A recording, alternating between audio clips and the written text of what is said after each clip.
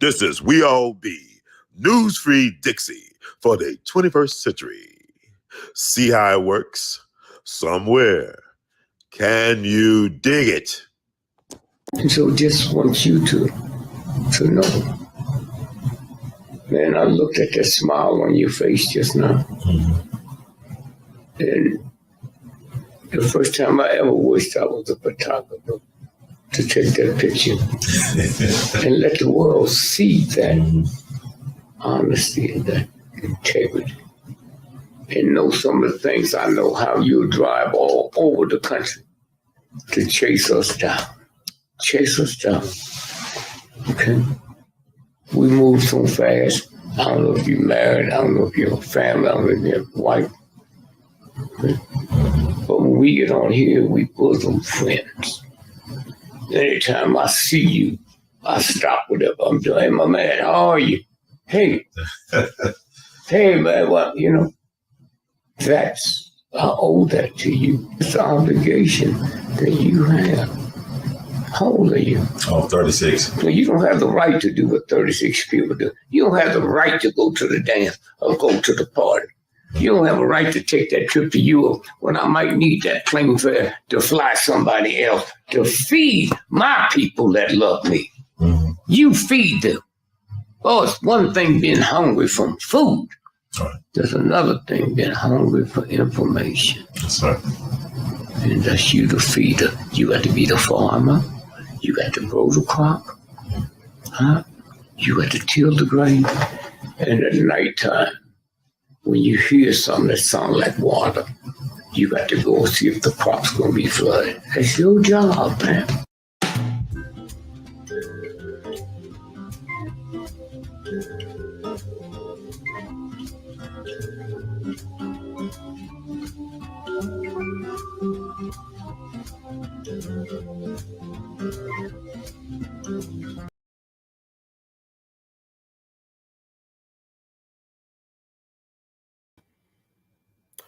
Brother Ron is the feeder. Welcome everybody. Got to fix this playing games. All right, got my live fixed up. It's been a long time, not really that long. Uh-oh. See something?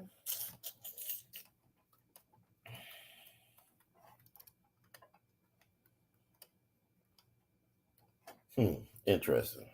Okay. I think everything work. I think you hear me loud and clear. Yeah, then you'll have some hiccups on live. This is Brother Ron, and we always live on We All Be, news-free Dixie for the 21st century. That's We All Be, news-free Dixie for the 21st century. Guess who's back? Back again. Brother Ron, tell a friend. Guess who's back and still black? Guess who's back and still black? Guess who's back and still black? Okay. Got a lot to talk about. I'm gonna just keep it to the point. This won't be a 4-hour show tonight. I may come back on later on, but there's a lot to talk about. I definitely want to get my take on the Deion Sanders Coach Primetime big reveal. I guess one of the biggest stories of 2022 because we still hooked on that bread and circuses. Black folks care more about football than do about liberation, and it's quite evident about where our focus is today. Of all days, today is the 53rd anniversary of the state-sponsored assassination of Chairman Fred Hampton Sr., chairman of the BPP, the Black Panther Party of Illinois, along with his defense captain, Mark Clark. They was killed by the state as they lay asleep. As they lay asleep. They were killed, and this is not, oh, Ron, you just off your rocker. No, this has been proven in the court of law that the FBI, the Federal Bureau of Investigation, the one y'all got so much hope is going to get justice for Shanquilla Robinson. It's going to get justice for everybody. The same one, that thing that popped out the king came from them as far as chain of possession. That same FBI, Jacob Hoover's FBI, the one trying to put that mafia hit on Dick Gregory, La Cosa Nostra, that one, yes, they killed, murdered, assassinated, neutralized the Black Messiah, Fred Hampton Sr. Y'all saw that movie, Judas and the Black Messiah.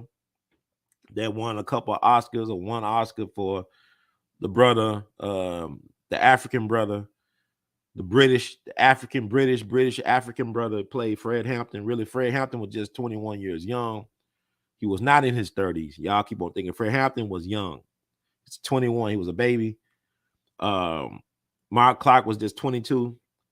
These were young people. Even William O'Neill was young. But in the movie, they got guys in their 30s playing young guys. That would make it even more extraordinary.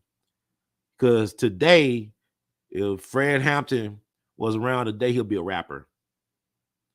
That's what they turned the revolutionaries to rappers. Like you look at our Prentice Bunchy Carter. He was a poet. He would have been a rapper today.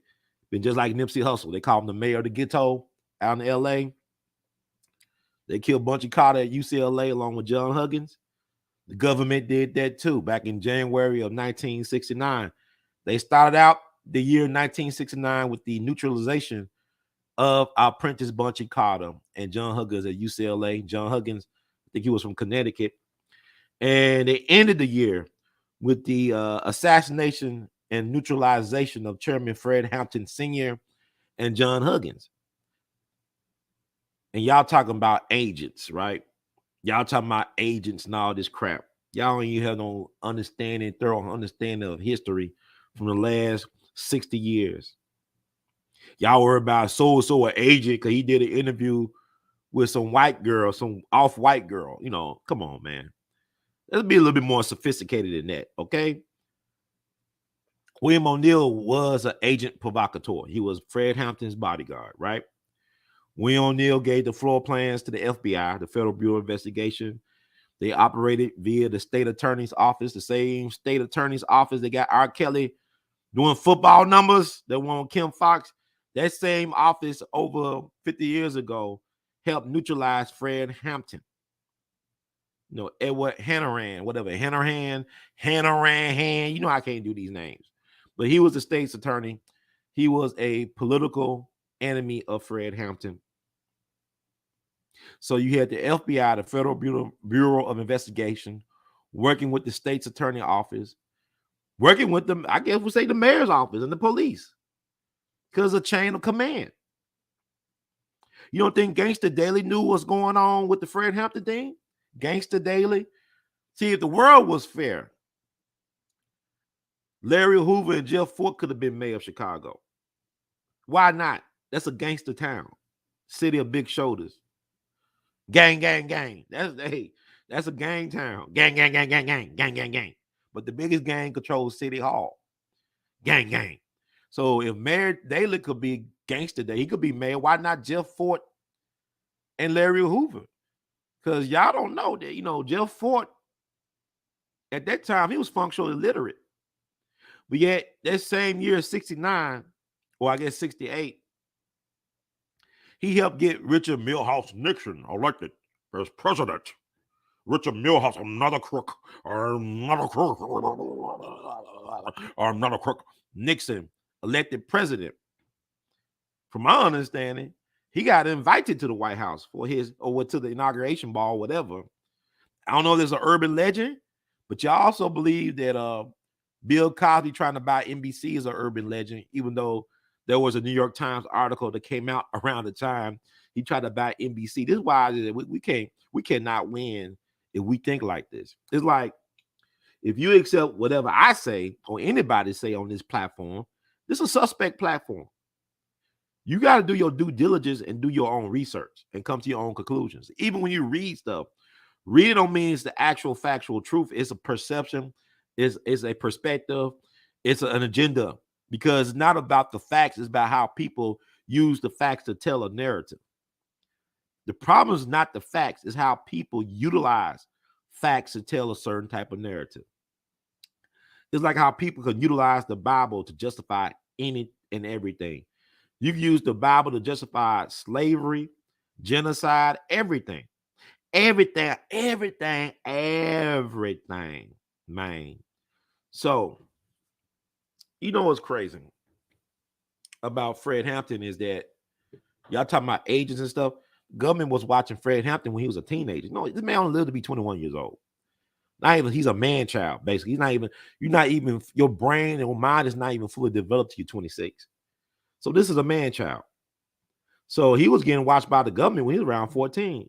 And a lot of us don't know is that Fred Hampton's mom was Emmett Till's babysitter.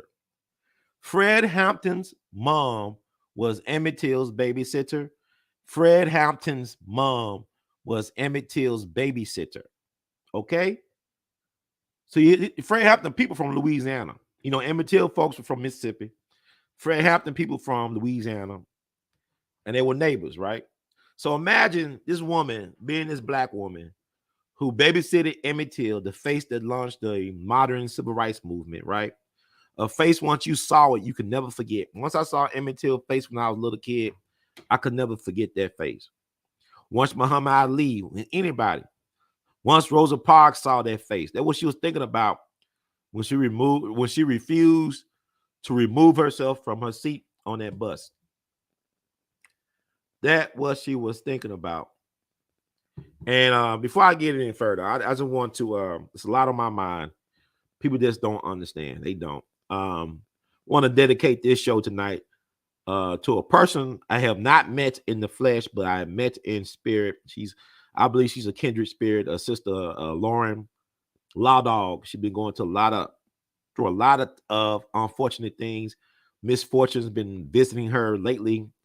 And I just want to tell her to keep her head up and eyes on the prize, and that we'll be pulling for you, sending amplified blessings and healing your way. And I hope everything's okay. But I want to dedicate this show to her because she's been going through a lot of horrible things. It's hard to believe the things she's been through the last week or two. So I'm just pulling for her. And I hope y'all can send some positive healing vibes and love vibes her way as well. And we love you, Matinee. Sister Lauren, get well soon, Law Dog. Okay. Fred Hampton. You know, his teacher was Dr. Bobby Wright, the late great Dr. Bobby Wright. And he even offered a critique of his protege. He said that, you know, how the white power struggle, the white liberals were co-opting the movement. You know, like, you know, I think if Fred lived long enough, he would have kind of discerned some things, but he didn't have time. He was just 21. So we got to stress the fact that he was just 21, and the government started watching him when he was a teenager. Because they saw what he was doing in Maywood, right? Organized the young people for the NAACP Youth Council at Maywood. He organized people by the hundreds. He didn't have no social media back then. He was this very charismatic guy.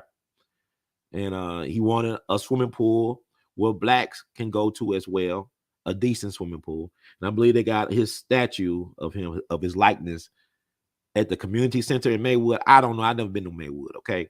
So all you folks, you Chicago people, y'all know on Maywood, folks, it was something about him when they wanted to have access to the pool, right?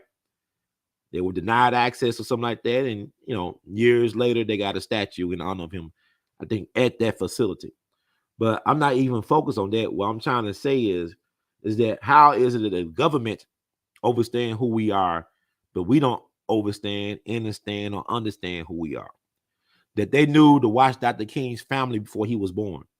Like the government started watching Dr. King's family, starting with his maternal grandfather around the time of World War I. His maternal grandfather, who was over Ebenezer, you know, where Warnock, Raphael Warnock, the incumbent senator, who may or may not be senator after Tuesday. We'll see. Down in Georgia. Down there, all right? So the government started watching Dr. King's family before he was even a thought, you know? So that's 3 generations of King's family that the government was watching. And Fred Hampton was the type of cat that impressed people like Dr. King. They were very impressed. The people of the SCLC and other leaders were very impressed with Fred Hampton. You know, Dr. King tried to go up to Chicago.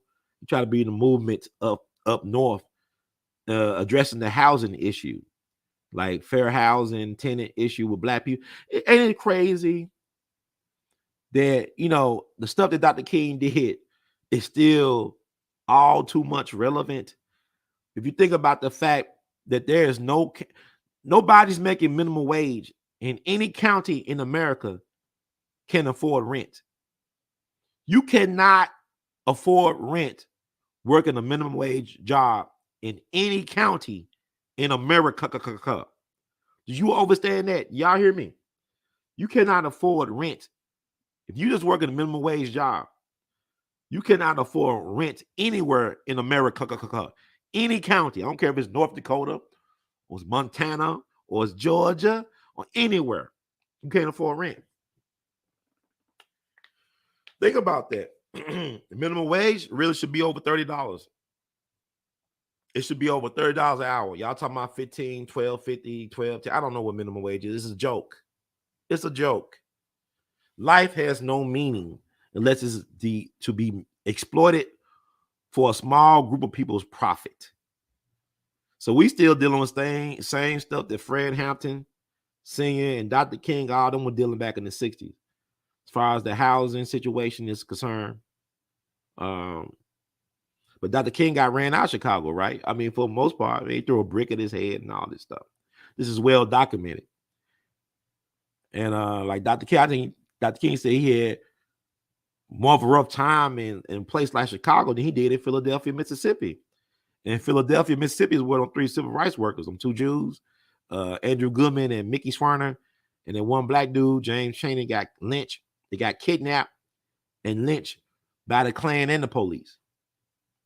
The Klan and the police kidnapped and lynched these guys. 2 Jewish guys from New York and 1 brother from the South. And Philadelphia, Mississippi, there's some scary, spook black folks down there. They very spooky. They spooked out down there in Philadelphia. I said it. I ain't gonna never forget, I went to Philadelphia, Mississippi one time for the Freedom Summer anniversary.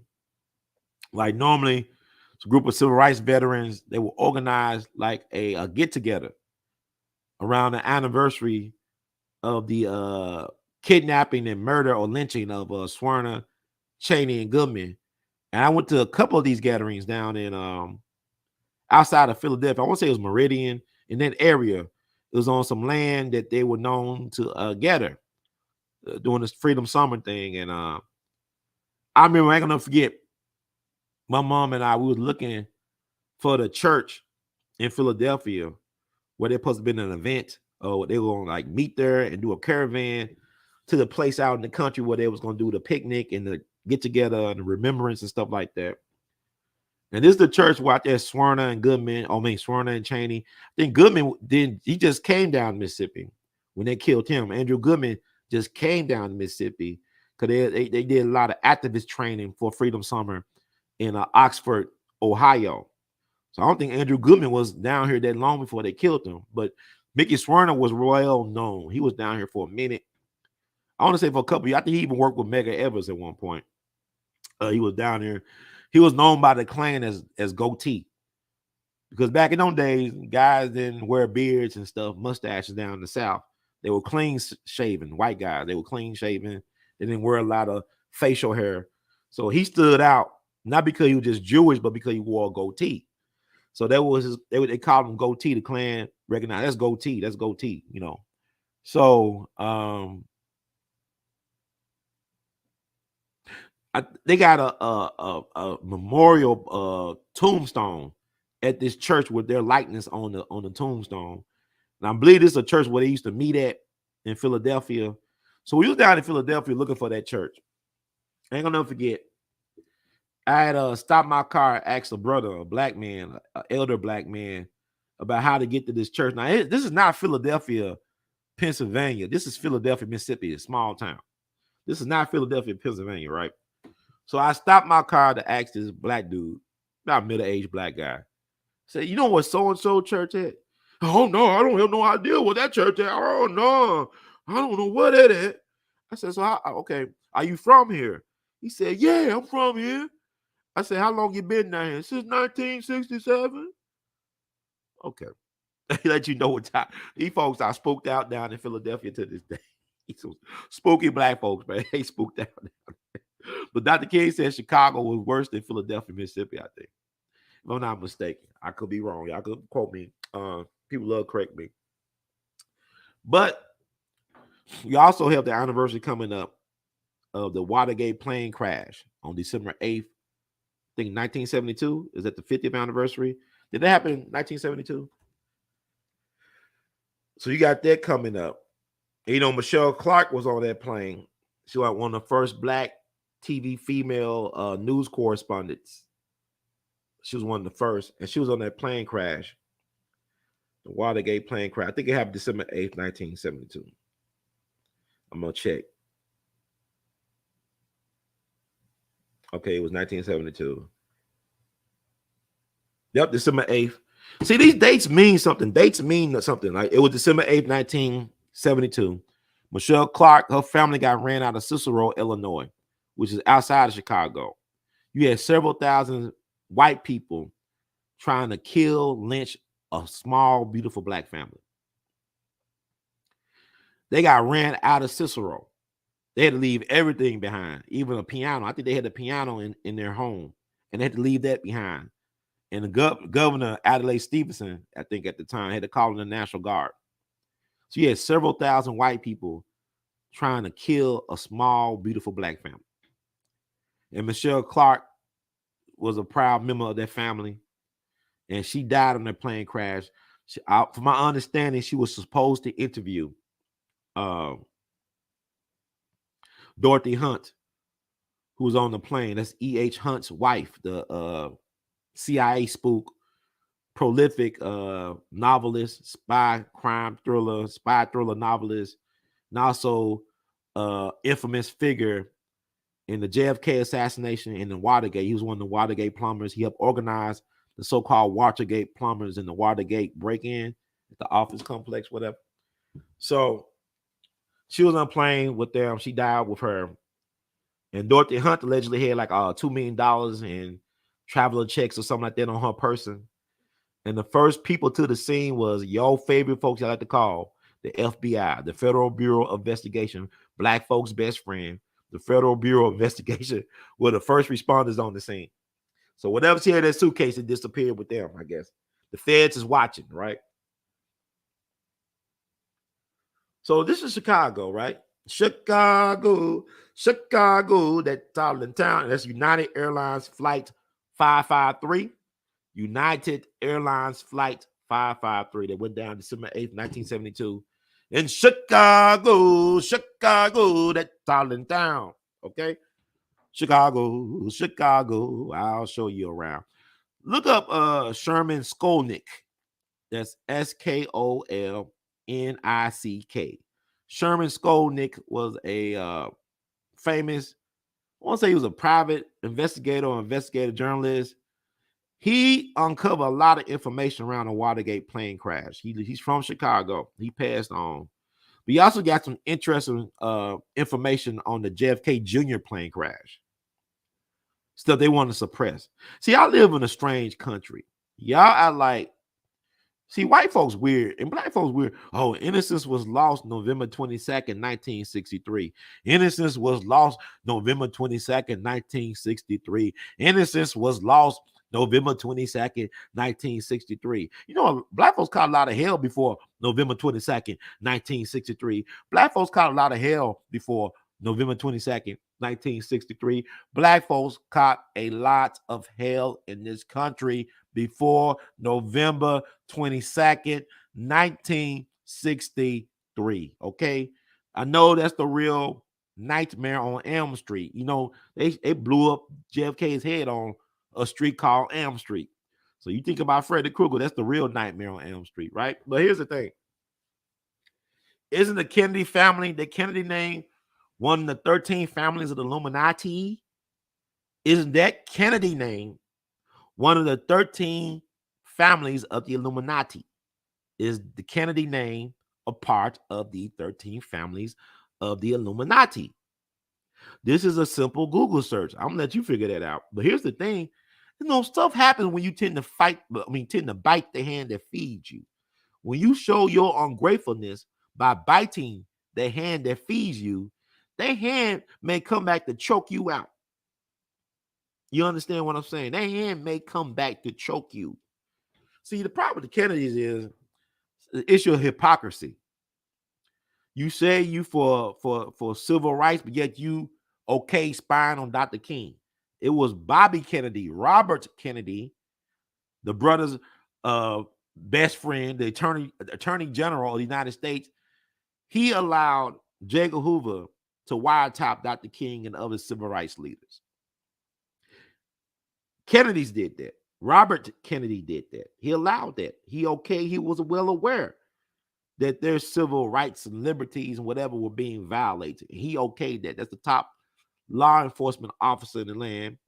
He also took on the mob, cut them down to size, took on organized labor, Jimmy Hoffa. And these folks, you think about Sam Giancana when he's being questioned by Bobby Kennedy, and he's smirking like a little schoolgirl, laughing like a little schoolgirl, right? Well, Bobby Kennedy said something like that. Because look, they know who your daddy is. Your daddy ain't right. Your daddy ain't right. He ain't right. That's ain't right. That's Joe ain't right Kennedy. He made a deal with the mob to get your brother into office.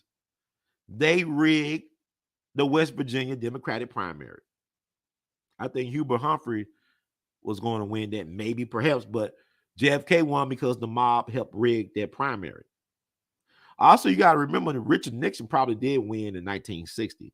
Let me repeat, Richard Nixon probably did win the White House in 1960. But it was, guess what? Chicago, Cook County. Chicago, Illinois, which is Cook County. The mob had folks that was voting that were dead. They had zombies vote in Chicago back in 1960 for Kennedy. They had dead people voting. The Walking Dead voted for Kennedy back in 1960 in Chicago. I can't make this up. So the mob helped get Kennedy into office, right? They daddy made his money with the mob. Joe Kennedy made the family fortune by being a thug, by being a gangster. He was bootlegging with Al Capone and Meyer Lansky, the Purple Gang, the Bronfman family, the founders of Seagram, the Canadian Jews who founded Seagram. They were bootlegging, the Jewish gangs, the Purple Gang in Detroit, Jewish gang. Yeah, Meyer Lansky. So, Joe Kennedy was bosom buddies with these Lanskys and these Frank Costello type of characters, right? Guys and dolls, right? And also he made his money through Hollywood. He was a very powerful Hollywood producer, not just Jews, but Kennedy. He was Irish Catholic, right? And Kennedy, one of the 13 families of the Illuminati. So what people don't understand, what gets overlooked a lot of times, and why the Kennedy brothers were removed, is simply that Joe Kennedy, the guy who was pulling the strings of his sons, couldn't control them anymore. And the reason why he could not control them anymore was because he suffered some health problems. I think 6 months in to JFK's presidency, he suffered like a heart attack or stroke or something. I don't know. Take your pick. But it incapacitated him for the rest of that decade. Joe Kennedy would have to watch in horror as they cut down his sons. Was really drove the nail into the coffin for Joe Kennedy, for Papa Joe, was what happened to Ted Kennedy at Lake Chappaquiddick. After that, he just basically stopped eating. He stopped wanting to live. He just passed away. He wasted away. After his third son got cut down in some type of weird political scandal with Lake Chappaquiddick. Ted Kennedy almost got taken out of here by airplane.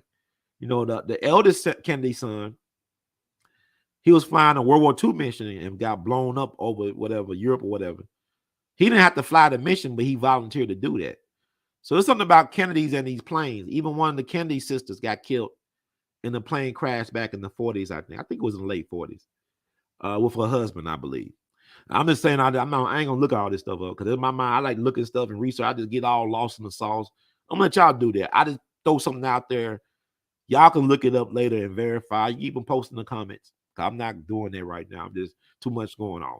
But I'm just trying to paint y'all a picture, And Ted Kennedy almost got killed in the plane crash. I think he broke his back. This back in the 60s now. So they were killing Kennedy. Killing Kennedy was one of America's favorite pastimes besides lynching black people. Using Kennedys as clay pigeons, you know what I'm saying? So you got this situation. Like Jimmy Hoffa, them guys. They say, what's wrong with the Kennedy boys? Like, really, it was Robert Kennedy that was bothering them more so, but his brother was the president.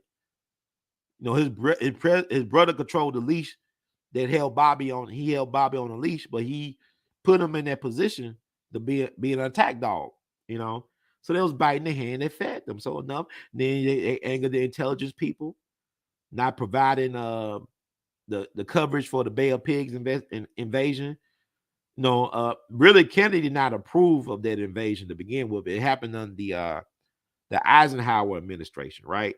Eisenhower signed off on that, but he wasn't president no more.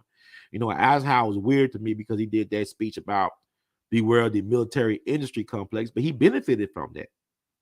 Eisenhower became president because of the military industry complex, because of the operations like intelligence agencies like the CIA. You know, he had a guy named General Patton, and people, I don't know, people are interested like how they portray General George Patton. I don't think now he was an elitist. He was aristocratic. No, he was proud of his ancestors that served in the Confederacy, all that stuff. But he was one hell of a general. He was one hell of a leader. He was a soldier, and he saw himself as a patriot. And he was disappointed how Eisenhower and Bradley and all them top generals handled the end of World War II.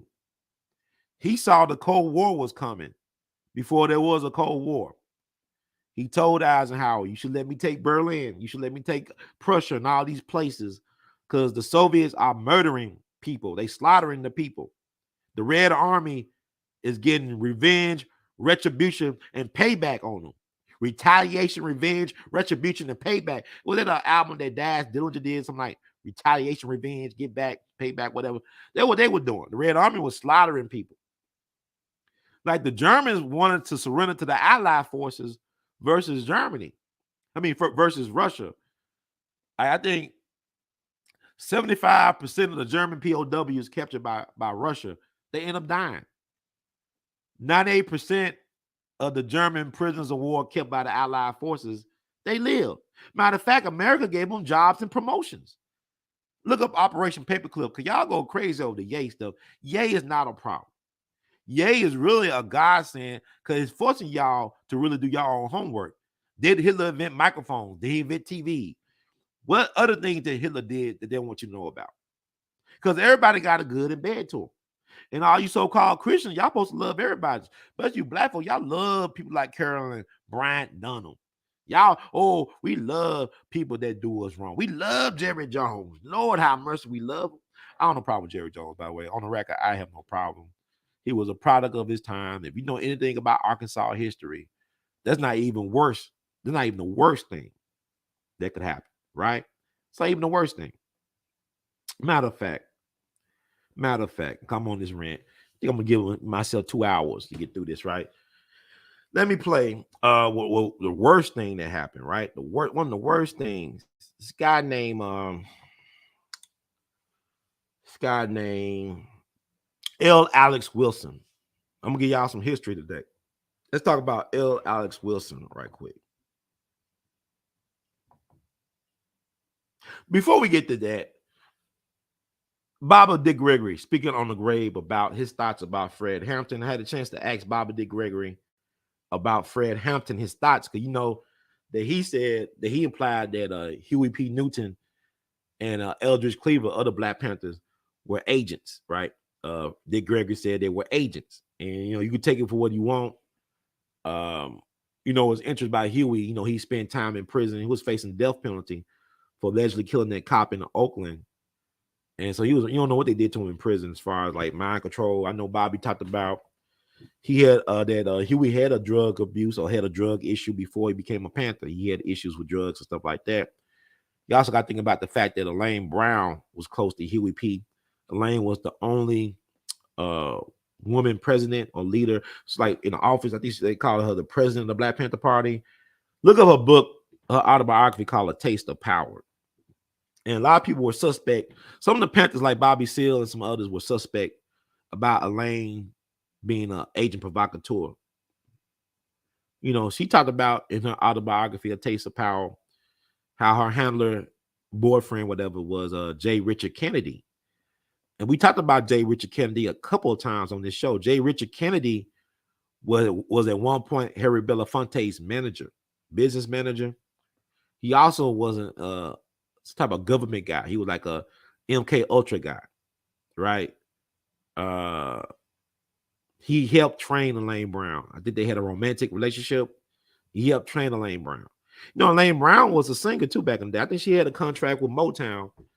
You know, Berry Gordy's birthday was not too long ago. Y'all do know that Berry Gordy and Jimmy Carter, the former president, are blood cousins. Y'all know that, right? You know, Berry Gordy, people from Georgia. Y'all know that they both blood cousins. Jimmy Carter is related to Berry Gordy. Y'all can look that up. I kid you now. It's very complicated, but it's simple at the same time. But I think Elaine Brown she was on Motown at one point, and Berry Gordy had a lot of beautiful sisters on Motown. We know about Diana Ross, but there's so many beautiful women that were signed to Motown that never made it big time, but had fabulous voices. Just look them up. Take a look. It's all online, so get it in your mind. So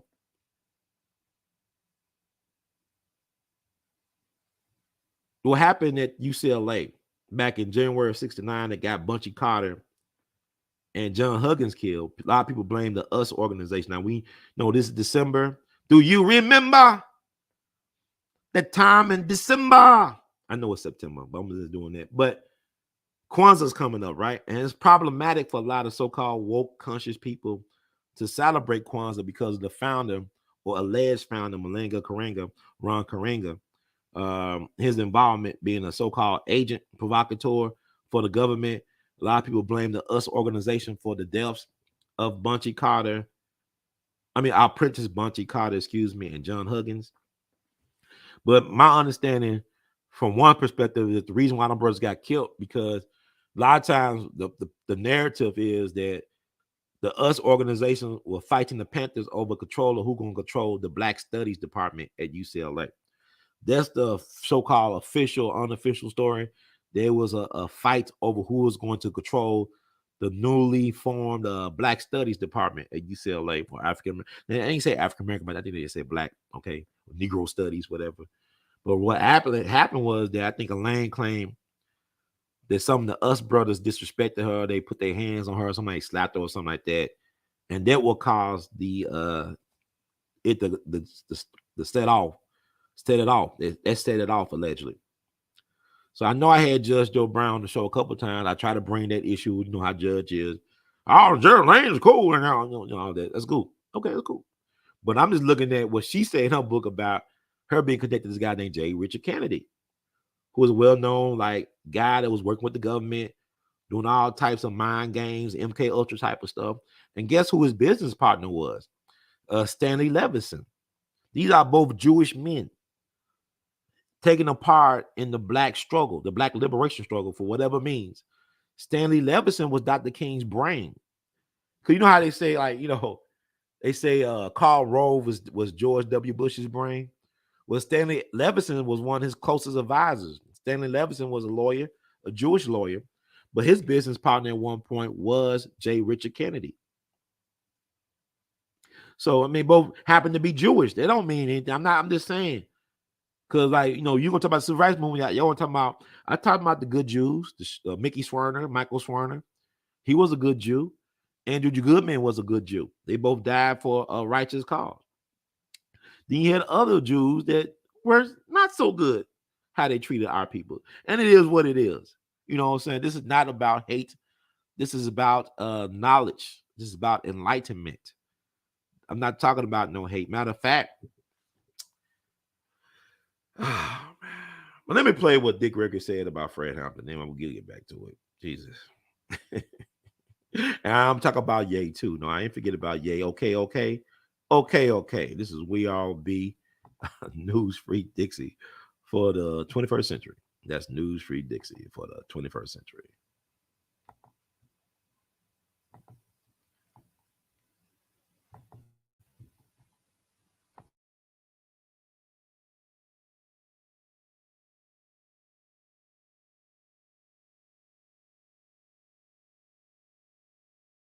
What about, will you put Fred Hampton in the same class as Huey then? No. Mm.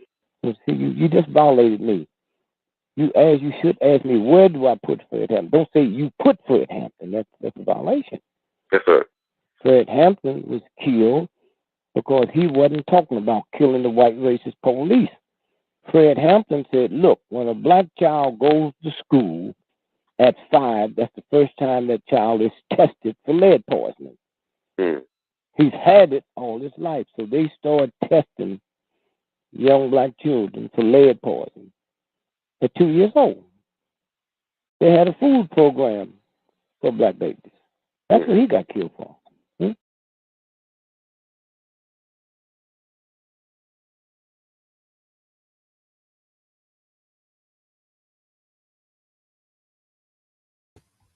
Now you hear what he said, right? You hear what Baba Dick Gregory said. They killed Fred Hampton for feeding the babies, starting that breakfast program.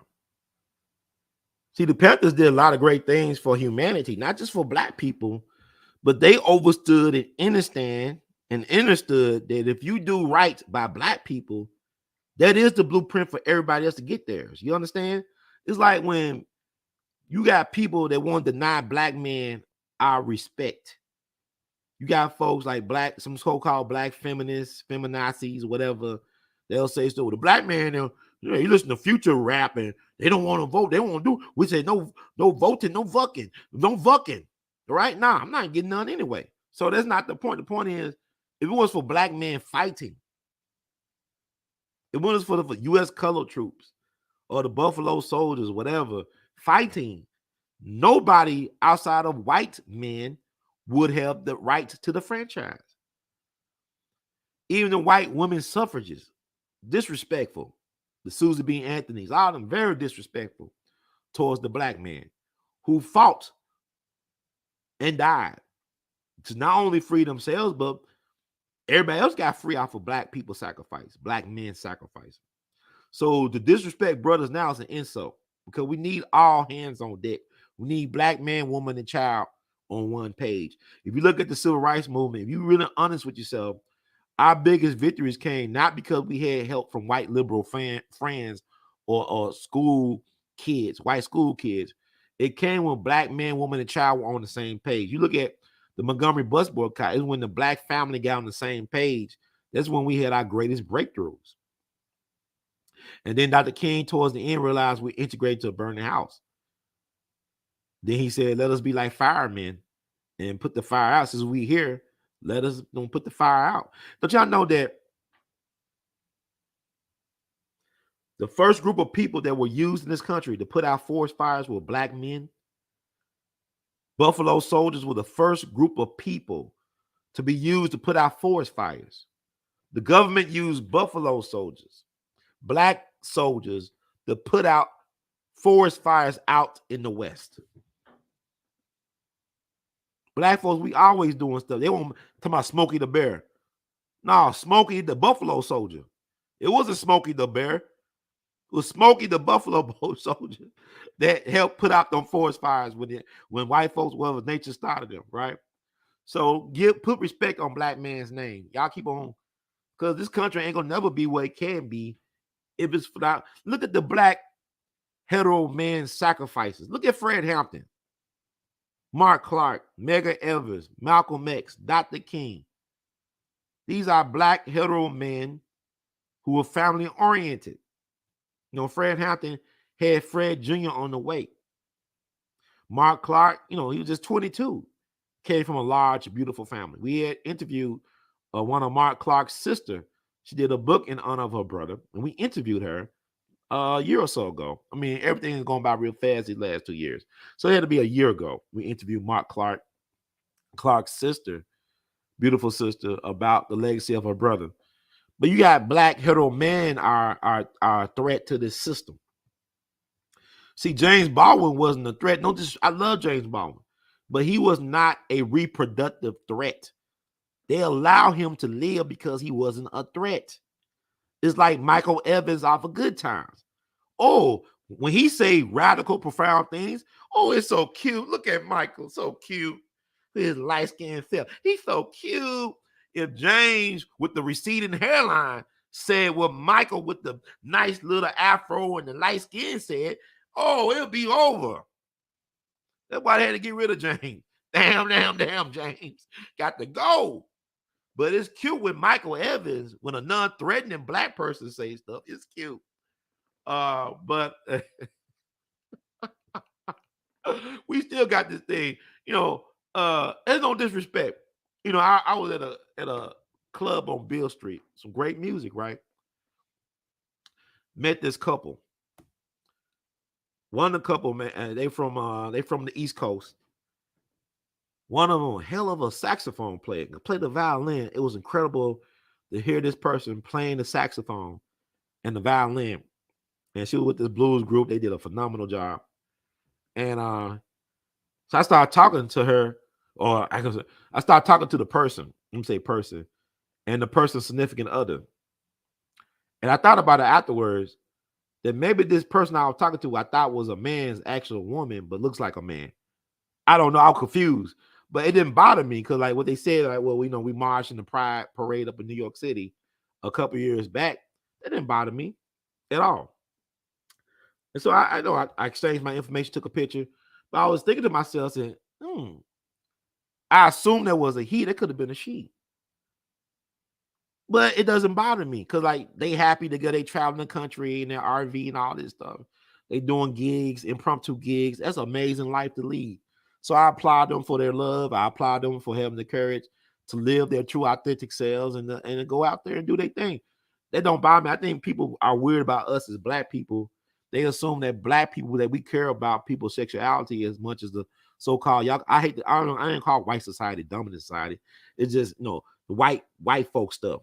We don't really care about that like they do, which is interesting because if you look at music history, we was always accepting of our queer brothers and sisters, as far as I'm concerned, because it's all about your talent. Now you have your outliers, don't get me wrong, but if you look at jazz history, there was this guy from New Orleans named Tony Jackson. If you ask Gilroy Morton and people like that from New Orleans, some all-time jazz great, they say that he was the greatest piano player out of their group to come out of New Orleans. Tony Jackson memorized the whole American songbook. He probably wrote most of those songs, but what happened was the white folks that worked on Tin Pan Alley took his songs and they copyrighted his songs and put their name, put their titles on the songs. There's a lot of songs he probably wrote. He could play anything. He could play folk music, classical, opera. Man was a phenomenal person. And he died in Chicago back in the 19-teens, around 1920. I don't think he was really 40 years old. He might be in his late 30s. But he was openly gay. And them guys had no problem with giving him his props. Matter of fact, he wrote songs to his lover. He wrote a song that is known today called Pretty Baby. He wrote that dedicated to his male lover, right? It's like the guy who wrote Lover Man. If I'm not mistaken, it was a black dude too. That wrote Lover Man on that song. Lover Man, something like that. That'll be the holiday version. But I think he was a gay man. And he wrote it in honor of his lover. But getting back to Tony Jackson, he wrote a song called Pretty Baby. And now the white folks, they took this song, they kind of changed some of the lyrics to it. But it was a popular song. And they did a movie back in the 70s called, I think, Pretty Baby. What's the girl name? The young girl that was friends with Michael Jackson, the white girl. Her name Brooks or something. Let me just look up. I'm not looking at the chat right now because I won't keep this on the 2 hours. I love y'all. I'm gonna look at the chat eventually. What's her name? The white girl. That Brooks girl. Pretty Baby movie.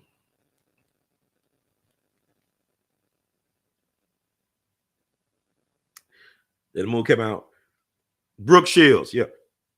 Came out in 1978, Pretty Baby. It says the plot focuses on a 12-year-old prostitute in the red light district of New Orleans in 1917. It's known as Storyville back in the day. And Antonio Fargas was in the movie too. You know, Huggy Bear. It said the title film inspired by the Tony Jackson song Pretty Baby which is used in the soundtrack. Although the film was mostly praised by critics, it caused significant controversy due to its depiction of child prostitution in the nude scenes of Brooke Shields, who was 12 years old at the time of filming. So they had naked scenes of Brooke Shields at 12 years old playing a prostitute in a movie called Pretty Baby, which was inspired by Tony Jackson's song Pretty Baby. Y'all learn something new every day. No, look up Tony Jackson. He was a phenomenal guy. I think they still got piano player roles. You know, back in the day, you had them great piano players. You know how the piano would play automatically, robotically, or whatever. The companies will bring in like phenomenal musicians to play songs, and they have it punch on a roll, whatever. But anyway, I think they got piano player roles with examples of Tony Jackson playing still in operation. You can probably go on YouTube to find some of these piano player roles being played, and allegedly was Tony Jackson. They recorded for the piano player roles, but Tony Jackson. So it's this thing about, look at the choir director of your church. Shit, you talking about James Cleveland? Come on now, James Cleveland. We love James Cleveland, and he was gay. I mean, he died from the AIDS, from my understanding. But anyway, I'm getting off track. Where am I? Let's see what else. I'm trying to see. So we all be news-free Dixie for the 21st century. We all be news-free Dixie for the 21st century. But you look at a lot of revolutionaries like Stokely Carmichael or Kwame Ture, H. Rap Brown. We got Dr. Mutulu Shakur should be home by now. That was Tupac's stepfather. He helped Tupac come with the Thug Life Code. Y'all Google Dr. Mutulu Shakur, Tupac, Thug Life Code. It should pop up. Like the Black Panthers had the 10-point platform. And the stuff they had is still relevant to this day. Like, we don't have to reinvent the wheel. Like, black folks trip me out. Or we got to have this platinum plan. Or we got to do this contract with Black America. The ancestors have already left us the blueprint for liberation. Not just the Black Panther Party, but Dr. W.E.B. Du Bois had a blueprint. A couple of the ancestors have laid out blueprints for us to get our liberation. We just got to follow the blueprints and make some modifications. But the Black Panther 10-point platform is still relevant today. Like I said, Dr. King and them was in Chicago in 66 trying to get that housing. Now we're in 2022, and there's no county in this country that you could help make rent by working minimum wage. There is not one county in America that can help you pay your rent. Like, you can't work a minimum wage job and be expected to pay a full month's rent anywhere. You're not making enough money. If you count other expenses, especially, come on now. So this is where we at. And Malcolm X chief bodyguard, Gene Roberts, whatever his name, NYPD Bossy program, saying cat that set up by Phineas Shakur in the Panther 21. Gene Roberts, NYPD Bossy program, Bureau of Special Services. So, I mean, study the history. But now they don't need agents like we think, like y'all be thinking, well, so-and-so agent. They don't need that because we got social media. Social media is the new agent provocateur. You don't need that. If they had that back 60 years ago, there would be no need for wiretap because y'all expose yourself every day on social media, whether it be Fadbook or Snitchagram or Snitcher or Twitter Snitcher. It don't make a difference. Y'all oversharing these days. There's no need for Wim O'Neill or Gene Roberts or even an Ernest Withers. Y'all making it easy. They listen on the phone, they listen on your laptop, they watching you. Even you turn your TV off, they still watching you. Somebody watching me. That's why the way I live my life is that you can't get me because I'm transparent.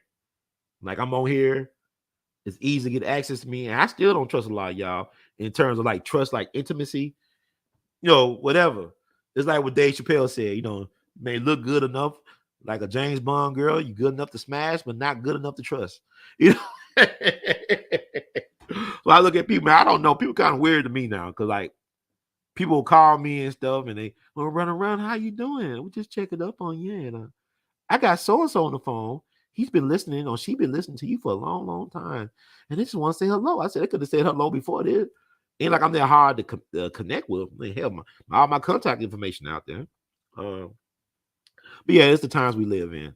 So I think I covered the Fred Hampton thing pretty well, but I just think it's interesting that it's funny to me how people, like, I've been knowing about Tulsa and Emmett Till and Fred Hampton for years, man. Matter of fact, this is what I want to say about good Jews and bad Jews, right? You have Jeffrey Haas. Jeffrey Haas was a lawyer. He was Fred Hampton's friend, originally from Atlanta, moved to Chicago to go to law school. He was inspired to found the People's Law Office in Chicago because of his friendship with Fred Hampton. Matter of fact, his law office represented Fred Hampton's family in the civil lawsuit. It's like one of the longest civil lawsuit cases in American history. Lasted about 12 years. But they found the government complicit in the murder, in the state-sponsored assassination of Fred Hampton Sr. and Mark Clark. You know, the jury awarded the families almost $2 million. I think like $1.82 million or $1.85 million back in 82, which is chump change, really. Because you think about what we lost when we lost Fred Hampton and Mark Clark and so many other brothers and sisters because of COINTELPRO tactics. And like I tell you people, look at the church committee hearings. Frank Church was a U.S. Senator from Idaho, did a couple of hearings back in the 70s to expose the abuses of power by the federal government, in particular the CIA and the FBI. And Frank Church ended up dying of cancer. They'll give you stuff. Like I said, they had things called heart attack guns. Look up heart attack guns. They use sound waves to give people heart attacks. So I guess you died of natural causes. Or if you died in a plane crash, it's mechanical failure or pilot error. Think about I'm not living. Senator Paul Wellstone. That was a good Jewish guy. How they got rid of Paul Wellstone back in 2002. Oh my God. I can't believe it's been 20 years ago. Well, even think about Mickey Leland. They don't talk about Mickey Leland no more. Mickey Leland. He was replaced by what? Shirley Jackson Lee. That's her name. The black woman from Houston in Congress. I think she replaced the spot by Mickey Leland. Mickey Leland was a good brother. He was one time the president of the Black Caucus in Congress. He was eccentric, brother. He's from Houston, from Texas. Because he was like, used the word dashikis. Not like how they did a couple years ago. All that crap they were doing, like they woke. But this brother used to go around wearing dashikis in Congress and stuff, from my understanding. And he was very concerned about the plight of the poor, not only in Texas, but also around the world. He wanted to end world hunger, but he was a threat to the powers that be. So they got rid of him by crashing his plane into a mountain in Africa. I want to say this back in 89. The reason why I want to say this because I'm not going to look this up. I'm going to let y'all look it up. Look up Mickey Leland because he deserves to be acknowledged. They killed this brother. They actually could have saved him, but they allowed him to just die on the mountain. It was weird how that search thing came about because like they was just waiting for him to just pass on. So when they found him, he was sure to be dead, and he sure was dead. And he was married at the time. His wife was expecting twins, if I'm not mistaken. But look all that up. Mickey Leland. This is what they do. They get rid of the ones that's for us and replace us for ones that ain't for us, but for themselves. You know, you think about, we just had Adam Clayton Powell Jr.'s birthday observation. He was born November 29th, 1908. Arguably the greatest politician we ever produced in terms for the national scene. He did things that will make Obama blush. Both good and bad. But they got rid of him and replaced him with Charlie Rangel, Mr. Pringles. Mr. Pringles. I call him Blackula, Charlie Rangel. Mr. Pringles, yeah. That's greasy looking guy who was also a slumlord, if I'm not mistaken. Charlie Rangel was a slumlord. He owned a lot of property up in Harlem at one point. You know, Charlie Rangel almost 100 years old. I think I read somewhere people claim Charlie Ringo was a real American gangster. Allegedly, he controlled Frankie. Nicky Barnes and what's the dude name? The one that American gang Frank Matthews. He really was controlling them guys. No, they told me. That's what I read somewhere. I don't know. But Charlie Ringo, man, I mean, he's around. There's a reason why he's almost 100 years old, right? They say he owned a lot of property up in Harlem at one point, if he doesn't already. Still owns that. But they got rid of Fred Hampton and they promoted Jesse. Now Jesse got the double bump because Dr. King got taken out of here and Jesse got flown back to Chicago and he had the blood on his sweat on his shirt or whatever he had it on because Jesse was not even on the balcony when King got killed. He was in the patio area. And Dr. King was speaking to a brother from Memphis, a saxophone player who was the band director for Jesse Jackson's Operation Breadbasket Band. Brother, I can't think of his name. Let me think of his name. But Dr. King was telling him to play Precious Lord. That was Dr. King's favorite song.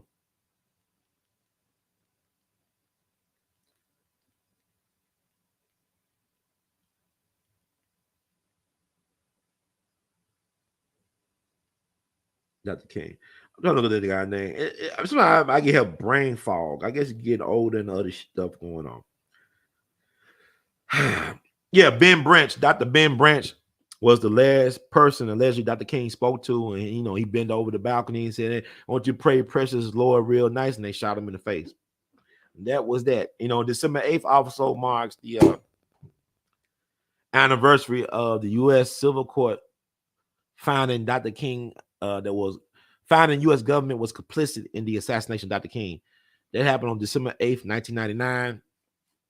In the U.S. Civil Court in Memphis, Tennessee, U.S. government was found guilty of killing Dr. King in a lot of ways like they did Fred Hampton and so many others.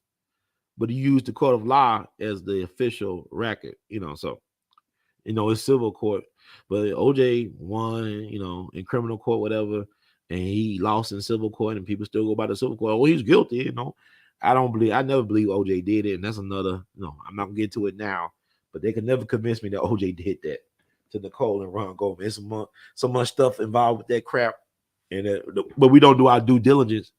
If you just do a Google search of the people that was in the courtroom, they would tell you that the trial in the courtroom, when they was in the courtroom, was different from how it was portrayed on TV. How they portrayed it on TV was totally different as how it went down for people who were actually witnesses in the courtroom during the procedure. So let's move on to Kanye. Let's move on. Kanye West, Mr. West.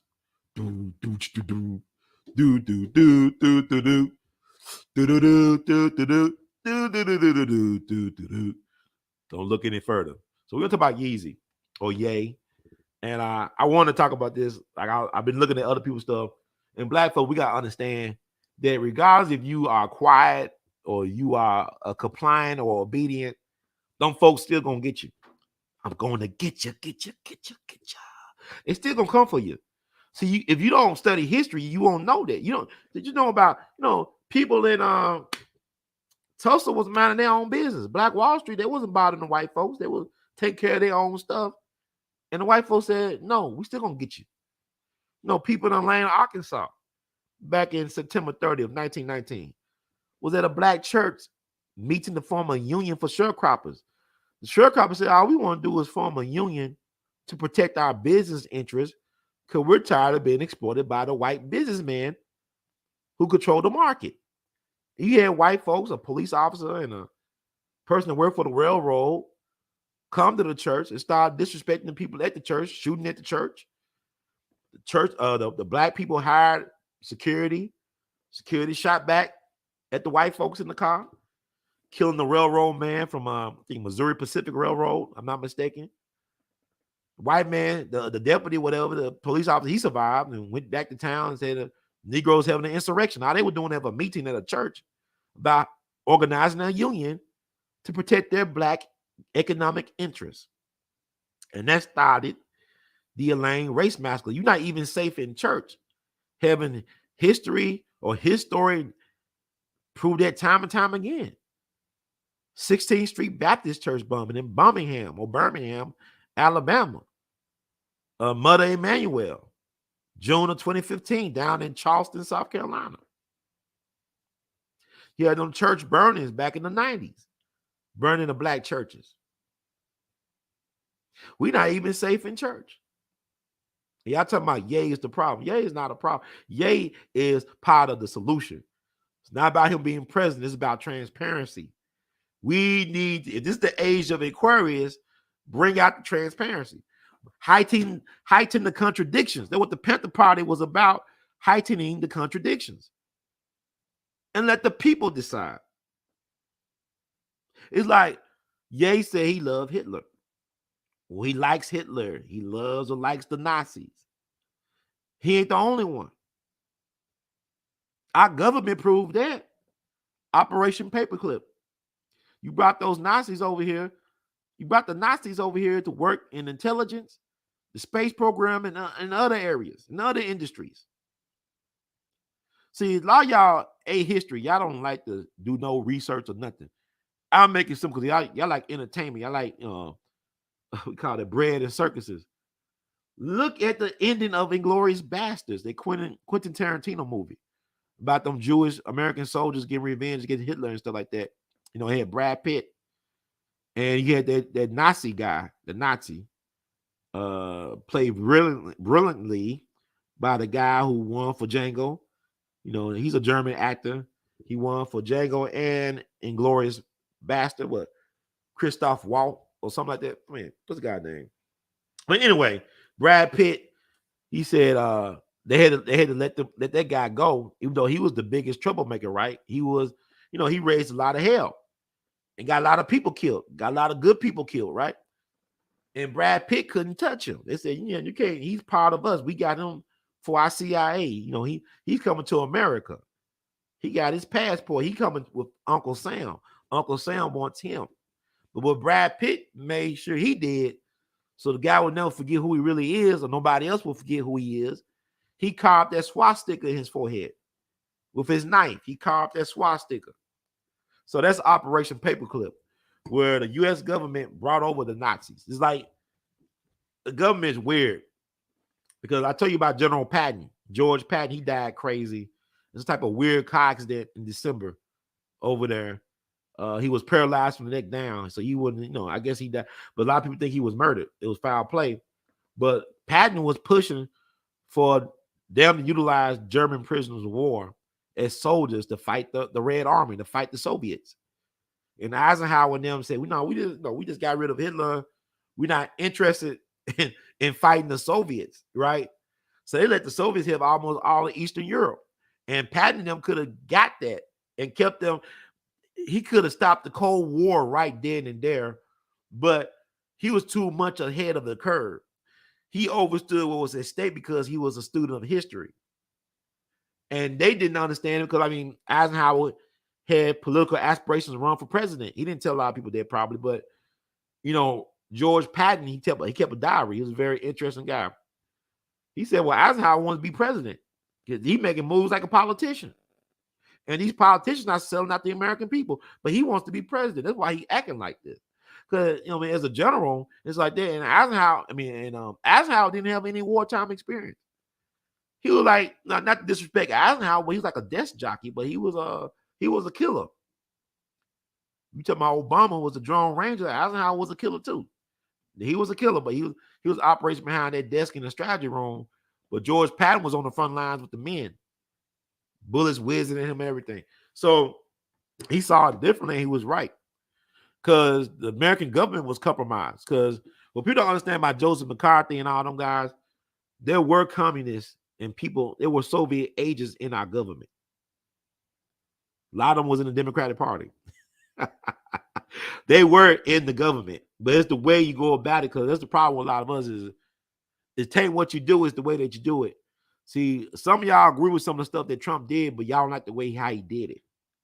Because I be talking to people, well, I didn't like how he did it. But I said, well, but it's folks that did more harm to you by doing it with a kind face and a smile. Obama did a lot of harm with his foreign policy, the uses of drones and whatnot. Did a lot of harm. And people, but I liked him in that White House Correspondents' Dinner. He was so funny. He got such great comedic timing. He's such a cool guy. But hey, there's some babyface killers out here now. Come on now, a lot of babyface killers and serial killers. They look kind. Y'all worry about the catcher look like Michael Jackson. The person look like a Ted Bundy. You should be afraid of those guys. Or Jeffrey Dahmer, the so-called normal-looking person. You know, Ted Bundy was a rising political star in Washington State. He could possibly have been governor of Washington State. But there's a lot of crazy megalomaniac psychopaths and sociopaths in places of power in this world, past and present. But y'all mad at Ye for doing what the government did on policy. America helped create the Nazis. It was the American white businessman that created the Nazis. Wall Street created Nazis. Look up Prescott Bush. Now, you know, Judge O'Brien going here to talk about Brown, Root, and all that. Halliburton. Look it up for yourself. Joe Papa Kennedy was pro-Nazi. The patriarch of the Kennedy family. He was telling the government, you know, Joe Kennedy was ambassador to England at one point under Roosevelt. Franklin Roosevelt not only made Mr. Inside Trader Joe Kennedy the first chairman of the Security Exchange Commission, because a lot of these people say, why are you making him that? This guy is a known inside trader and all this stuff. And Franklin Roosevelt said, it takes a crook to catch a crook. It takes a crook to catch a crook. Then Joe Kennedy said, it ain't a crime unless you get caught. It ain't a crime unless you get caught. It ain't a crime unless you get caught. That's the American way. You understand? Like Lucky Luciano said, behind every great wealth, there's a great crime. Behind every great wealth, there's a great crime. Behind every great wealth, there's a great crime. So this is where we at. So he was rewarded to become the ambassador of England, which is interesting. He's Irish and Catholic, whatever, and you know the issues with the Irish and all this stuff, the British crown and all this stuff. But he was an ambassador to England, but he had his eyes on the White House. And the reason why he could not become president was because he was pro-Hitler. When it was popular to be, actually, then it took a turn. You know, World War II happened, and, you know, all this stuff that came out later, and, you know, it looked bad. But there was a lot of people that was for Hitler at one point. Even the White House was for Hitler. You understand? He was a very admired man before World War II. Hitler was very popular in the world. People loved Adolf. They loved Adolf. Got featured a lot of times in Time magazine. You know, people had high, even like one of his good friends, Benito Mussolini, Franklin Roosevelt. A lot of them guys, they respected Mussolini at one point. They had a lot of respect for Benito. You know, Benito was tough on crime. Had the mafia scared in Italy of Benito Mussolini. He used to be a school teacher. I think a principal at one point. But anyway.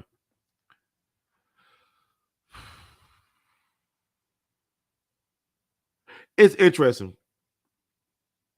And Ye and his sidekick, Nick Fuentes, whatever it is. I ain't worried about Nick Fuentes. But Kanye or Ye met with Trump in Mar-a-Lago. There's all this controversy and uproar. That ain't the first time that happened. Y'all do know that the first time something like that happened. You know, you do have an infamous meeting of black and white. It all happened via the Republican Party, the grand old party, the GOP. And let me see. Let's share this screen. Let's get my point, because history is a weapon, history is a tool, and knowledge is power. Just want to share this screen right here. I actually did a commentary about this situation. Back on October 16th, 1901. It's October 16th, 1901. Theodore Roosevelt, the Republican president, very popular president, invited Booker T. Washington to the White House for dinner. First time in American history this happened, that a sitting president invited a black man for dinner in the White House. And it caused such a controversy a controversy, especially down south below the Mason-Dixon line. How dare he invite this Negro, this Niagara, to the White House to eat as an equal with white men, as the president. And it was such a backlash around the country, but in particular the South. Even Congress was upset about this. And they wrote a poem called Nagas in the White House. I say Nagas, but you know there's that other word, strong ER at the end. Nagas in the White House. They wrote a poem. Look it up. It's online. So I did a commentary about that a couple years back, about November 2020. So this is nothing new about the controversy surrounding Kanye or Ye and Donald Trump, but it was NAGA in Mar-a-Lago with MAGA. NAGA with MAGA at Mar-a-Lago.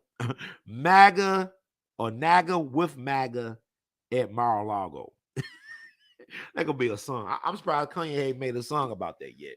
I think he is gonna make a song about that. But it's like, what's different from October 16, 1901 versus November 22nd, 2022? Nothing much has changed. That's my whole point. So, it's interesting that that date was picked of November 22nd, 2022. Y'all do know that was the 59th anniversary of the JFK assassination. That was the 59th anniversary of the JFK assassination. And, Trump is an admirer, I think, of JFK. I think he sees a lot of himself in JFK. He's a Gemini. Ye is too, and JFK was a Gemini. And Bobby Dick Greg, I was talking about two Trumps and stuff like that. So I think that was significant. They met on November 22nd at Mar-a-Lago. And I don't think a lot of people caught that. Because, Trump released some of JFK files back in 2017. And from my understanding, it was a judge named Neapolitano that wanted Trump to release everything. He said, why he didn't release everything? He said, I can't, man. Because we can handle it as, whatever in those files, Donald Trump knew better to release them at this time or at that time. Because it's deeper than what we think when it comes to that JFK assassination thing. It's a lot of moving parts with that. And it's bigger than we ever thought a lot of times. But the truth is coming out. It has come out. There's so many things that have come out since November 22nd, 1963. But America lost its innocence way before November 22nd, 1963.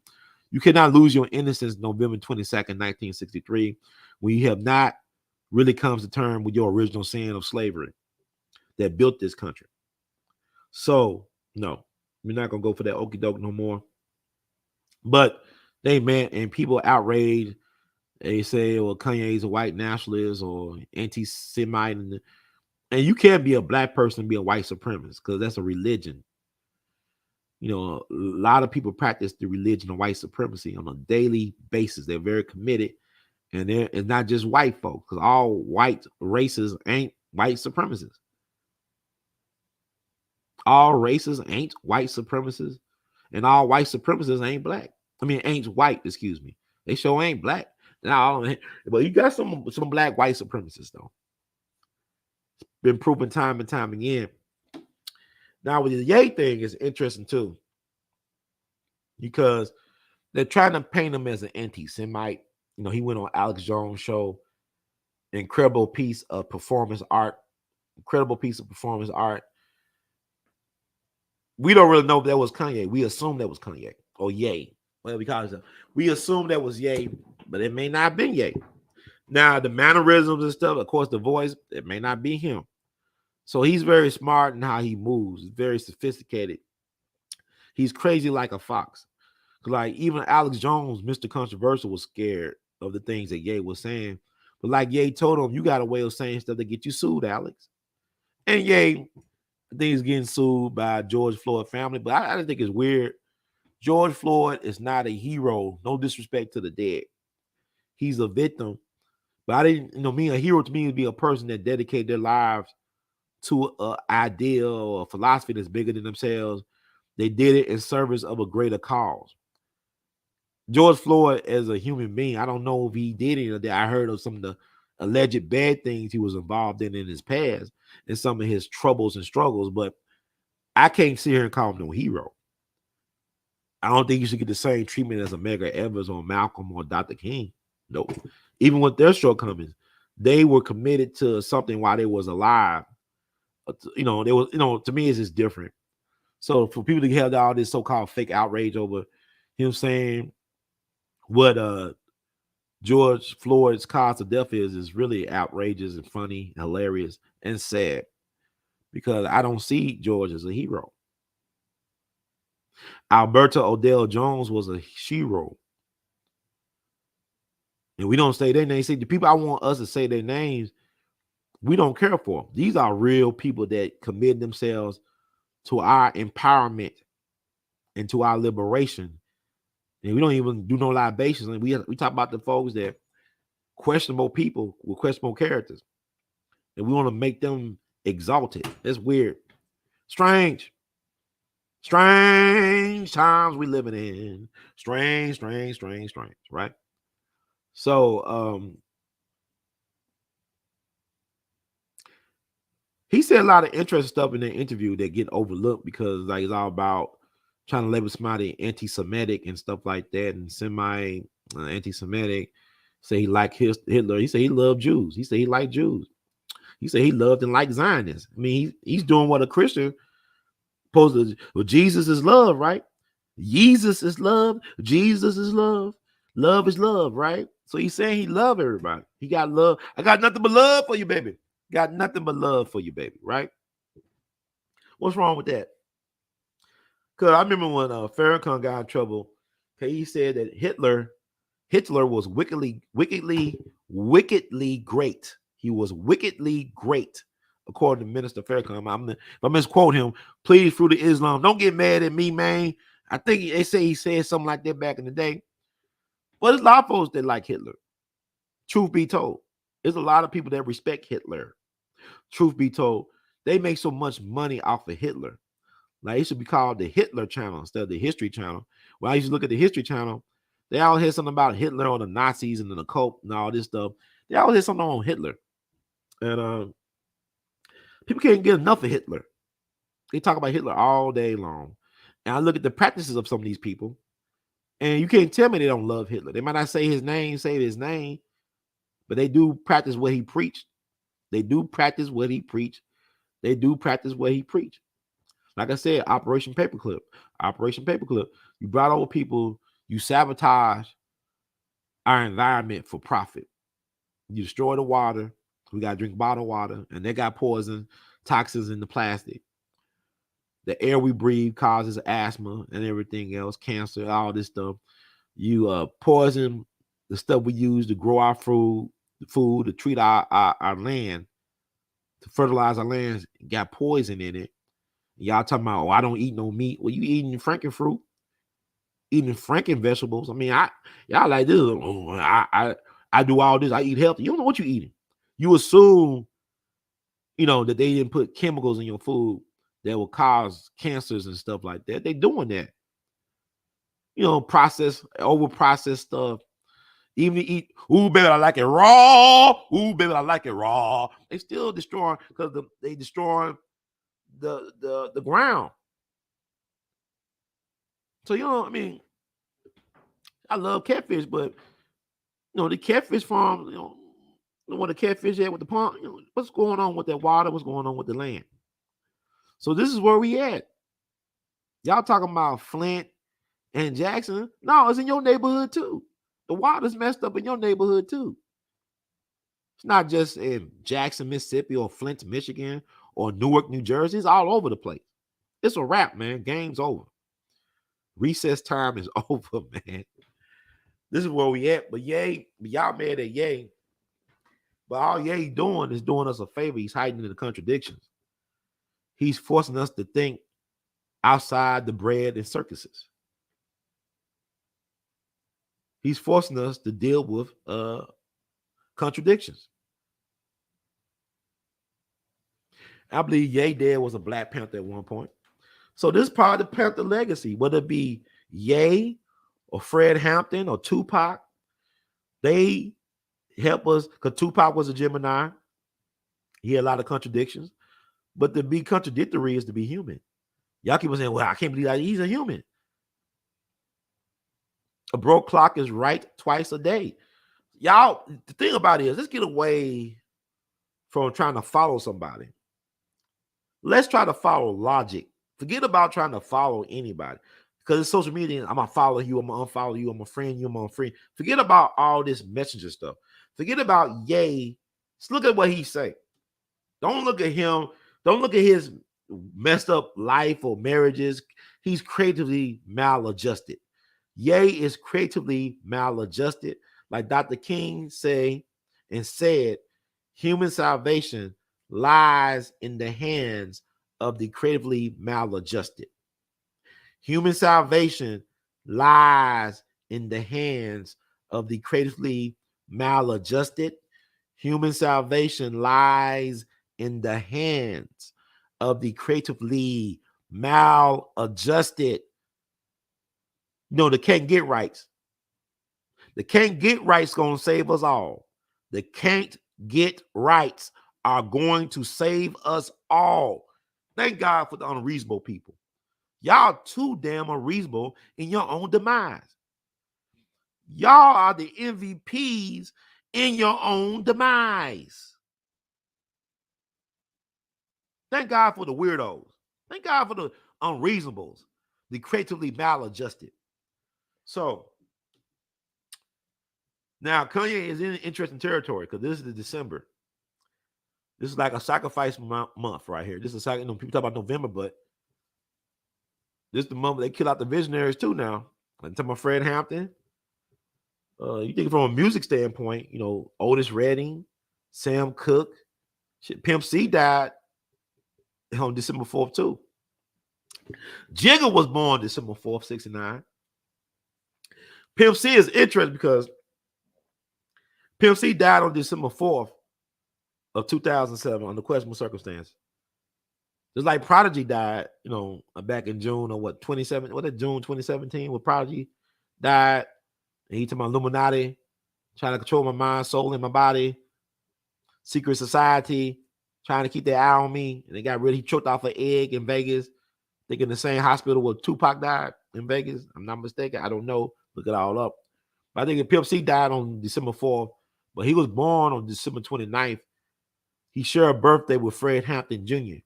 So he died December 4th, the same day that Fred Hampton Sr. died, or same day, December 4th. Excuse me, date is like actually he didn't die in 69. He died in 2007, but Pimp C died on December 4th, like Fred Hampton Sr., but he was born December 29th, like Fred Hampton Jr. You see how that works? But anyway, it doesn't mean here or there, but Jay-Z was born today. But Otis Redding, Sam Cooke, Pimp C, James Brown died on Christmas. They were all visionaries in their own right. Visionaries. Especially you think about somebody like James Brown and Otis and Sam Cooke. Then also John Lennon died in December, right? At the Dakota up in New York, right? By David Chapman, allegedly. This is Dave Chapman. Let me look at his name. Dave Chapman. Dave Chapman had no means of employment or money, but yet he was able to travel around the world, stay at expensive hotels. Who was paying for the bill for Dave Chapman? Or Mark David Chapman? What's his name? Mark David Chapman. Mark David Chapman. I'm trying to look these people up. Oh my God. Yeah, Mark David Chapman, right? John Lennon got smoked on December 8th. Something about December 8th is a powerful date, like the Watergate plane crash, December 8th, 72, Dr. King, U.S. government found complicit in killing Dr. King, December 8th, 99. Then you had John Lennon getting taken out here December 8th, 1980. So it was about December, sometimes in December, right? So, what is that? It's so much stuff on my mind.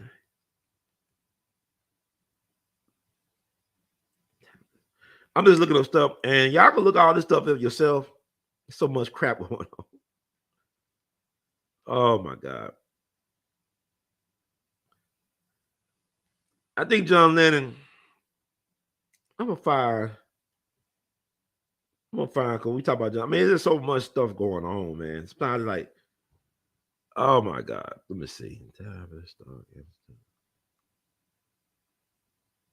I'm trying to look up something. I think it's a place in London or in England.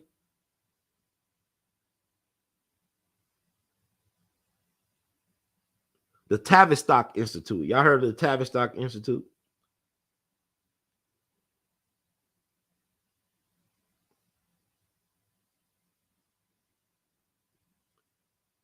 I want to say there's a connection between the Tavistock Institute and the Beatles. Matter of fact, let's see. I think it was MK Ultra's from. Make sure.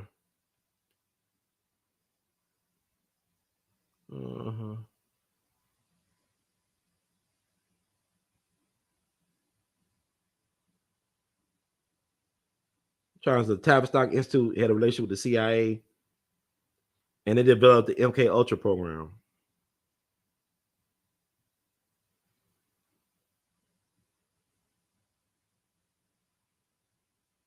Let's see. You know, we just had Jimi Hendrix's birthday, right? And Jimi Hendrix, his manager was Mike Jeffrey. He was British intelligence in MI6. And he allegedly died in a plane crash. But after Jimi Hendrix passed on, he was over his estate. But he allegedly died in a plane crash. His body was never recovered. So that's interesting. And I think, and Dick Gregory actually saved the life of John Lennon.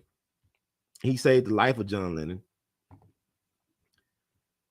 And he got him, you know, he rehabbed John Lennon. I'm going to play that. I'm going to try to find that clip and play it for you all. And then we'll move on and close this out. Oh, my God.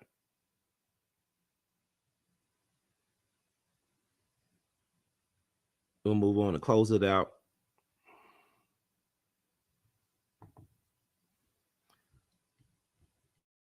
There's a lot of stuff going on.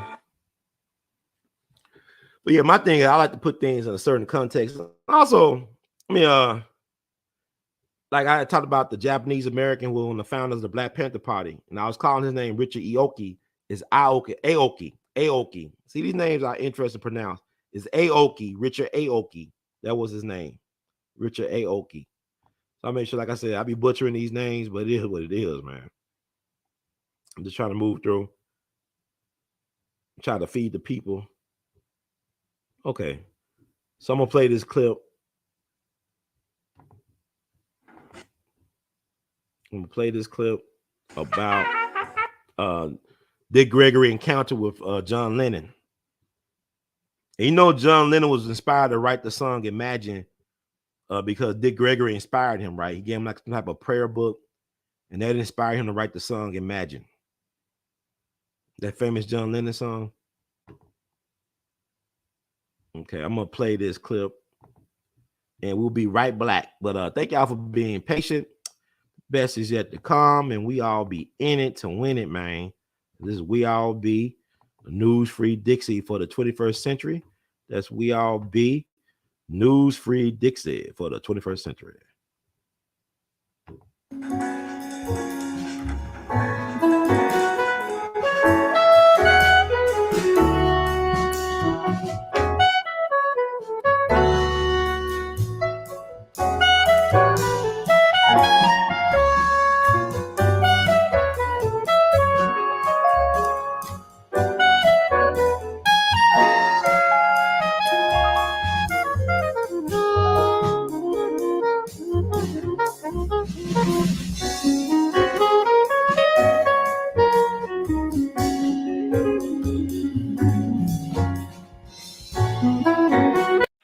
Music is so important when it hits the brain. I was real close to John Lennon. Mm-hmm. And one day the way I met him is my wife said, John Lennon's people called to him and Yoko is drugged out in a cave in Amsterdam. Mm. And people said, if you get Dick Gregory, he can fix it. So I flew over. And I didn't know caves could look like Buckingham Palace. Huh? Right. I mean, them caves is fabulous. Okay? So I go and now I did not know till after he was dead, and a professor at San Diego got the rights to get some tapes from him and do a book. And he got that from Yoga, his wife. And then it said after Dick Gregory came to Amsterdam and straightened me and my wife out, we never went back to drugs again. I didn't know that. You know. And so we got that close. I talked a little out of fast. And so I'm at his house one day, and he was showing me his financial records. He said from the time the Beatles was the Beatles, before they broke up, they made $87,000. Million. He said million. Okay. Dollars. And said, and he got the biggest share because he was writing, so he get that plus the writing. And he said, but that's just represented, $1 million represented 3% of them that the agent ripped off the rest. The one that died in the swimming pool. So if you want to know what the agent made, you take $87 million and multiply it by 97. Oh, geez. Now I say that to say this. So I said, well, man, that thing coming to me. Why is it that when they do the master, why that costs $500 million? He said, because on the flip side of what you're hearing the real thing. You be listening to me, da. But in the flip side of it, what you really hearing is the devil is God. The devil is God. So how can you win when you don't know this, right? And so and so consequently, we talking and he's telling me, and then he told me something because I don't buy records. I don't music. I listen to his opera and I don't even understand it, but I know they control the world. That's all they do is listen to opera. I go all over the world, Budapest, in the summer, catching opera. I'll be right on the front row, the best ticket you can buy, and everybody scream, Bravo! I don't know what. Bravo me, Bravo, and throw flowers up. I do all of that, man. But that's that. And so anyway, when you think about that industry, and here's what he told me: that those records, how involved the government was, CIA, British intelligence, because all those records was about drugs. I didn't know that. He told me, so you know how high you got to be to see a yellow submarine? You know the song "Hey Jude"? Do you know any of the words of them? No, sir. No, I say, do you know any of the words to it? No, I know the Lucy in the Sky and Diamonds. Lucy in the Sky with Diamonds. No, get to that yet. Hey Jude said it was about heroin. Okay. Take a sad song and make it what? Either Lucy in the, that's about LSD, right? Right. Okay, so that's what that was about. And we just put it out there. And them old sanctified folks, see? Listen, they didn't know, they just could feel the, no, you listen to that stuff. Lipstick and all that stuff. Women wearing pants, well, they didn't know this, but a woman's vagina breathes just like a human because life comes through there. And when you shut that down, you get all kind of infections. That's why when they come out with the pantyhose, your vagina cannot breathe through nylon. And a couple of lawsuits went up. And the judge busted them, made them pay big money. And now you buy pantyhose, they got that thin strip of cotton right there so the vagina can breathe. So there's so much stuff out here. You men that wash your socks, and you look at it, and if you have black socks, the water turns black. Hey, do you ever walk into a room and completely forget why you're there? Yeah. You have brown socks turn brown, and you never ask, what kind of dye is this that never dries, huh? That I put on my feet, and my feet breathes that stuff up through the pores. They got it over such a small minute of time, you don't add all of that to what's going on. And so when you stop and think about it, and the universe law is for every pound you weigh. If you weigh 100 pounds, you're supposed to drink half that in ounces in water. You weigh 500 pounds, you're supposed to drink 250 ounces of water every day. And then you tune into the universe. So they take us away from that and put us into the other stuff. And then they got to the point now where they can put it on the label. When y'all get home today, or those of y'all at home after the show, if you got your toothpaste there, I never understood how come my toothbrush have to stay in the bathroom. If you hollered every time you gave them 3 meals a day, they take it to the toilet and eat it, you think something was wrong with it. But that toothbrush staying there all day, the sandwich ain't gonna last that long. I keep my toothbrush, I keep it in the freezer. And so when you stop and think about just simple things, and then as you think about that, then other stuff will open up.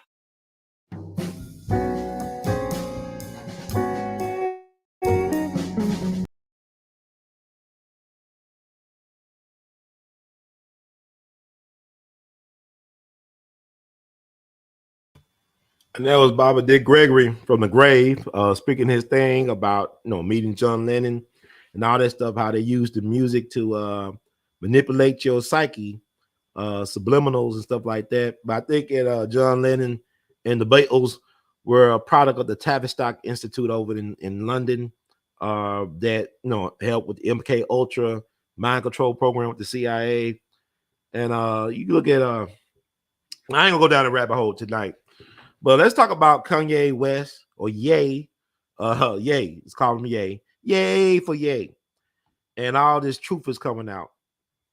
Now, people have been saying that let me make sure I got it right. That Kanye is like the like Hitler's favorite composer. He's a Wagner. Now, they accuse Wagner of being an anti-Semitic. He's a great classical composer. And it was Hitler's, from my understanding, favorite composer. So people will compare Ye with being like Wagner, right? Let me see, I got it right.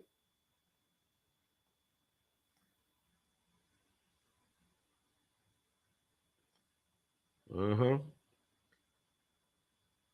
trying to cover a little bit. Yeah, Richard Wagner. Yeah, it was Richard Wagner. But I feel like Kanye is kind of like a kindred spirit to Ezra Pound. Now, Ezra Pound, I think Ernest Hemingway said he was the greatest poet of the 20th century. He's from America. He was born in Idaho, but he spent a lot of his life over in Italy, over in Europe, in particular Italy. But he was a guy that discovered the likes of Ernest Hemingway, T.S. Eliot, James Joyce, some of the greatest literary minds of the 20th century made their debuts to the world because of Ezra Pound. He had a gift for the discovering talent. And also, he's very talented himself. He was well-read, very well-educated. And like with Kanye, Kanye to me is very intelligent. He's very gifted in music. He has a way of helping talent, reach their potential, find their lane, their purpose, whatever. So, and it's complex, right? Because you're not going to agree with anybody 100% on any and everything. And like I said, most people don't care about what you say, is how you say it. And I think a lot of people problem with Kanye or Ye, please forgive me. He probably walk up on me, he walk out on me. Ye.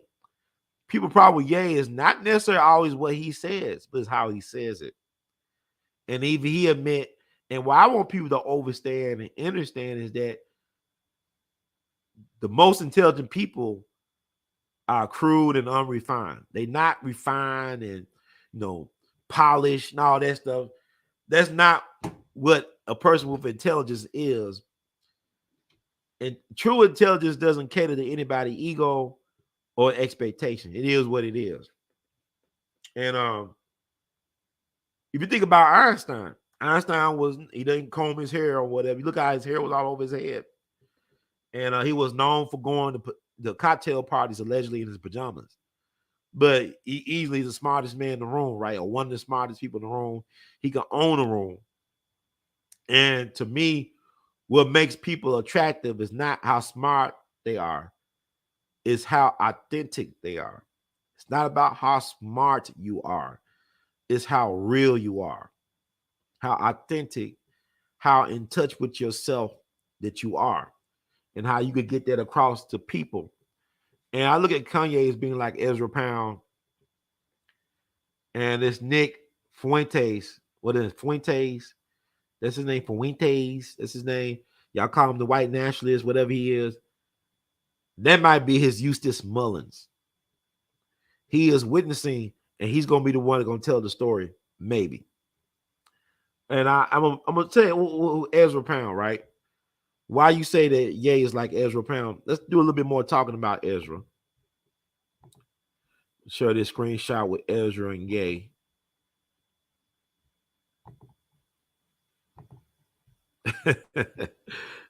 Kindred spirits. He might be the reincarnation of Ezra. And what I think about is Ezra about America. America loves its Nazis.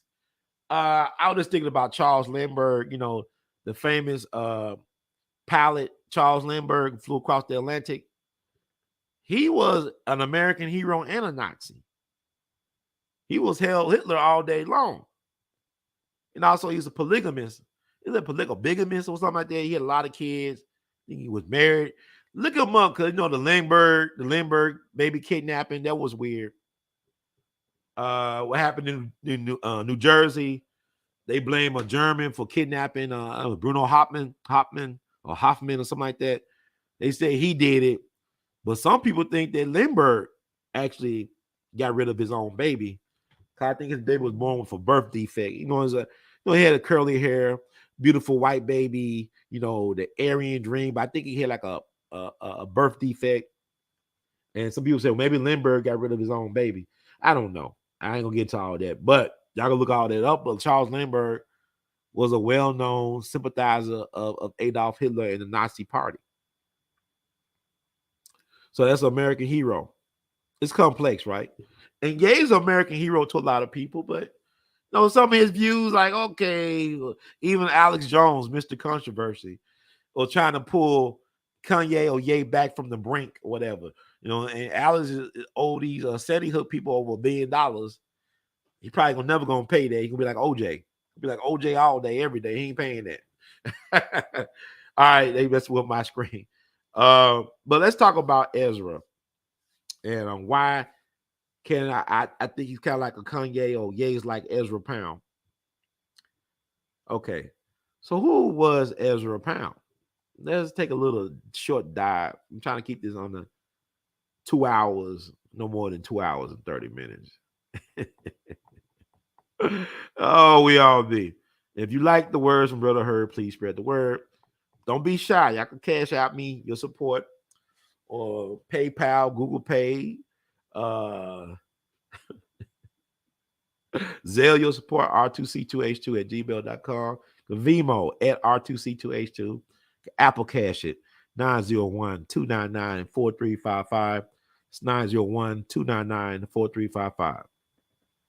But Ezra Weston Loomis Pound, sunrise October 30th, 1885, sunset November 1st, 1972, was an expatriate American poet and critic, a major figure in the early modernist poetry movement, and a fascist collaborator in Italy during World War II. His works include a lot of good stuff, and also the 800-page epic poem, The Cantos. So it took him from 1917 to 1962 to write his like magnum opus, the 800-page epic poem known as The Cantos. Pound's contribution to poetry began in the early 20th century with his role in developing imagism, a movement stressing precision and economy of language. Working in London as foreign editor of several American literary magazines, he helped discover and shape the work of contemporaries such as T.S. Eliot, Ernest Hemingway, and James Joyce.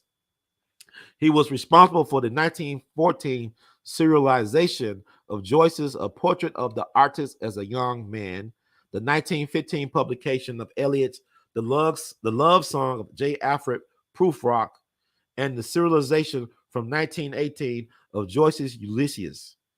Hemingway wrote in 1932 that for poets born in the late 19th or early 20th century, not to be influenced by Pound will be like passing through a great blizzard and not feeling its cold.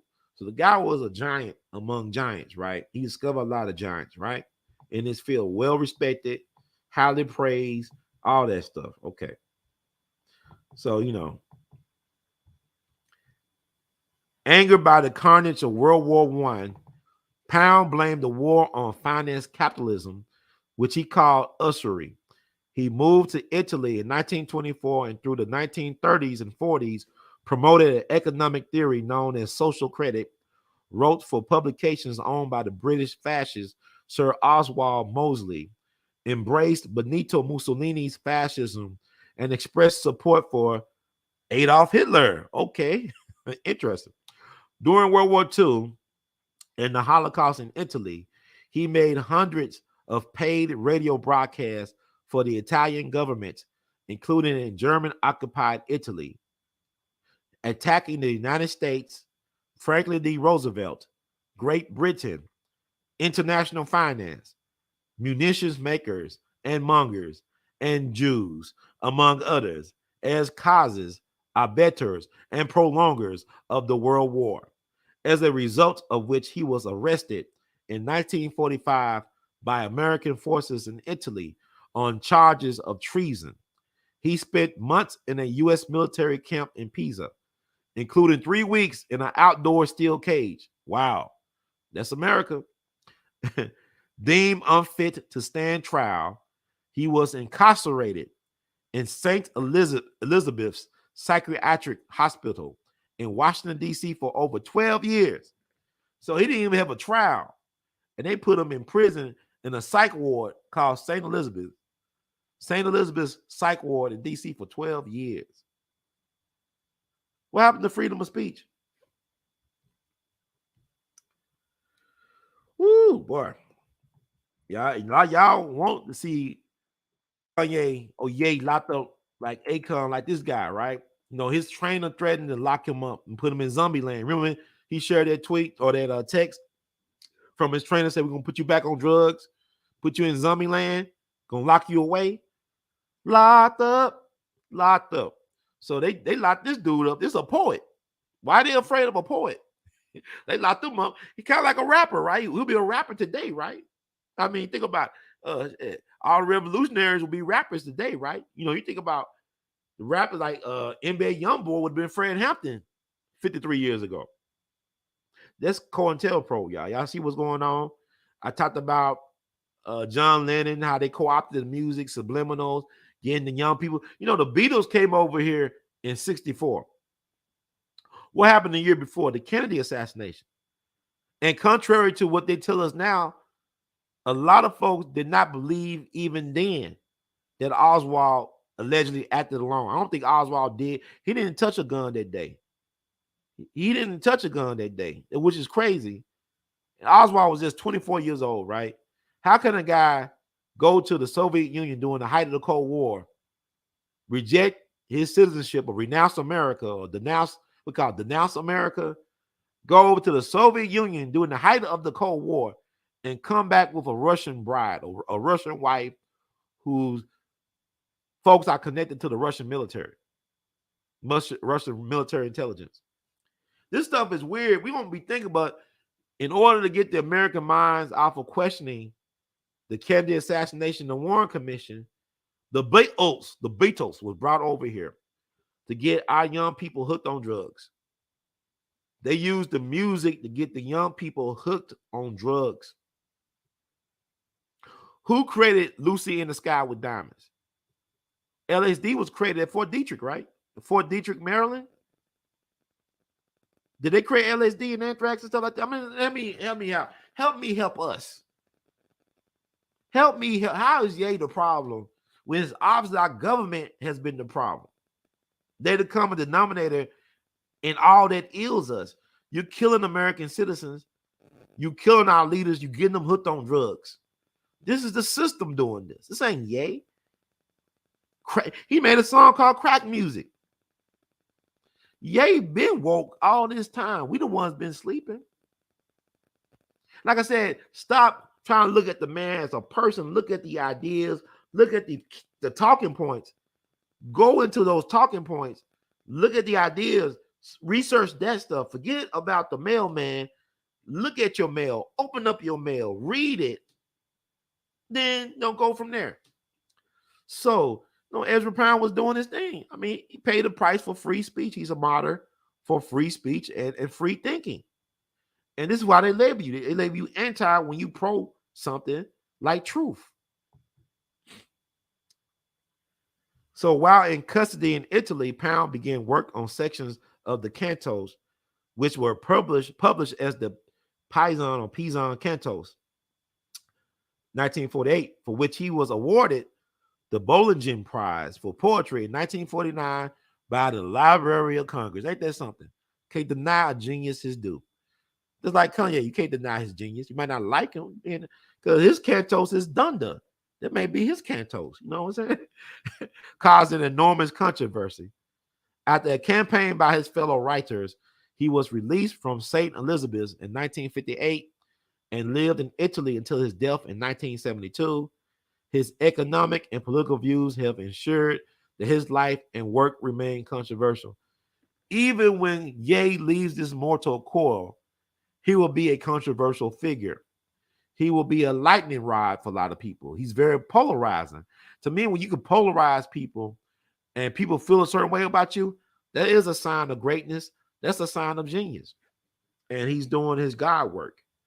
So let me get deep into Ezra. Ezra's fascinating, right? He did a radio broadcast. Ye is constantly broadcasting on social media, getting kicked out by Elon Musk and them off of Twitter and Instagram, by Zuckerberg off of Instagram. Because he constantly broadcasting these interesting views. Yeah, he has millions of followers.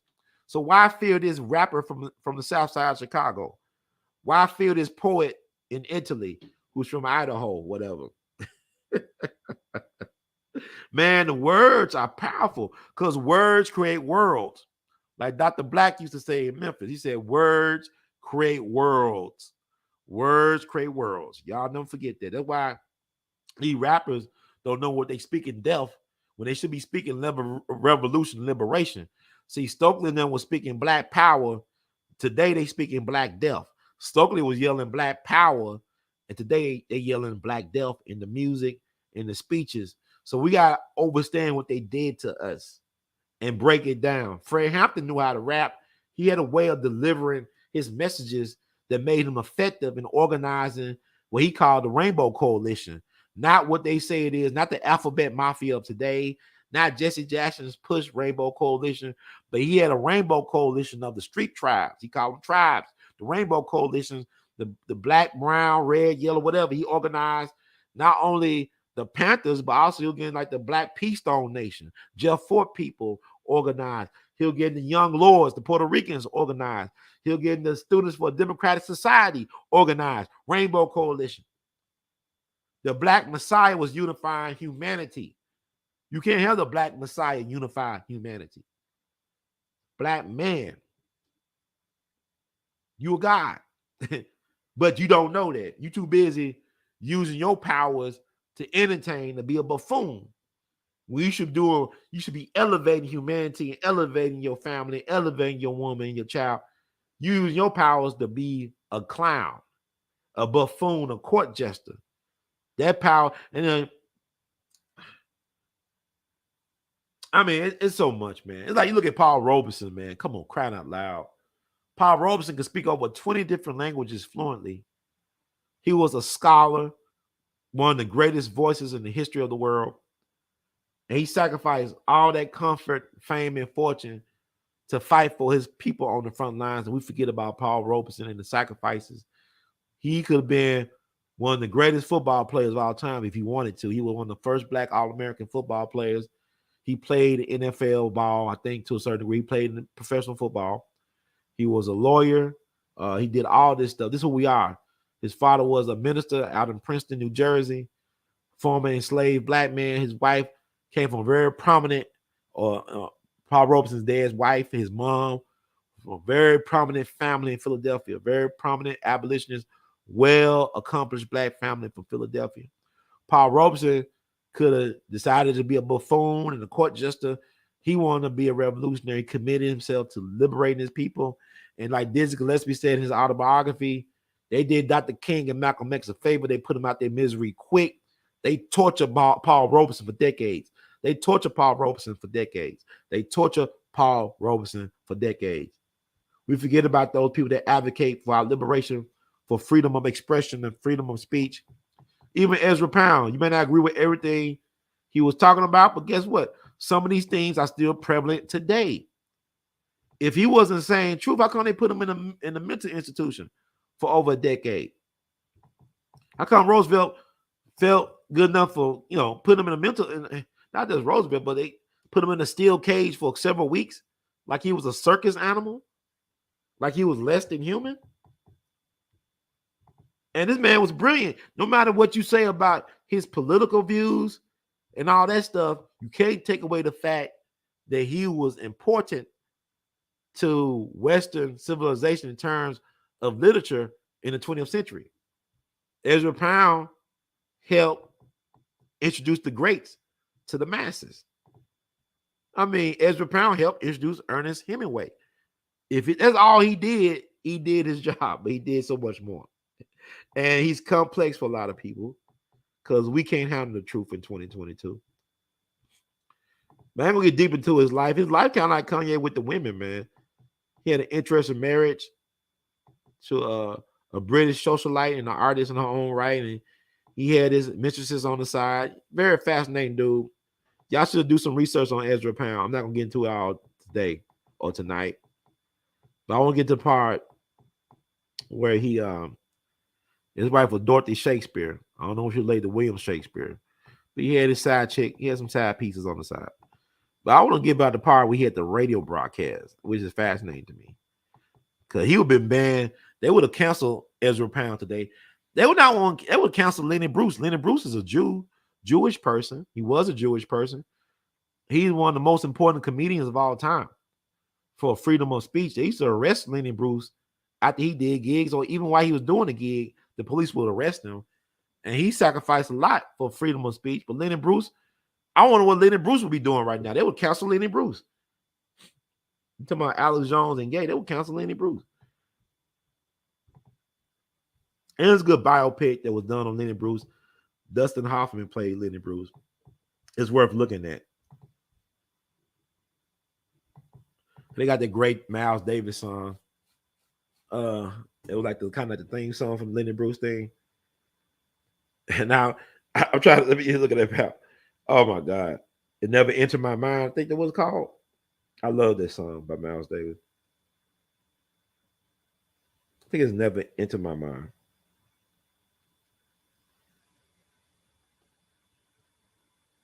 Yep, it never entered my mind. Listen to that song. That song's so beautiful. But it used as kind of like this a theme song for the movie Lenny. I think that's the name of the movie. Lenny. Was it Lenny? Oh man. Okay.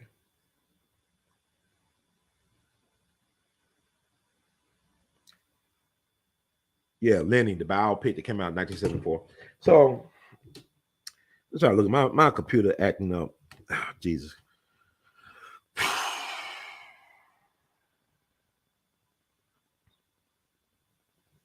It's so much to take in, but I'm just proud of people that make a connect between Ezra Pound and Kanye West. I guess Mussolini. I guess Donald Trump is Kanye or Ye's Mussolini. I guess because NAGA and MAGA at Mar-a-Lago. NAGA and MAGA at Mar-a-Lago.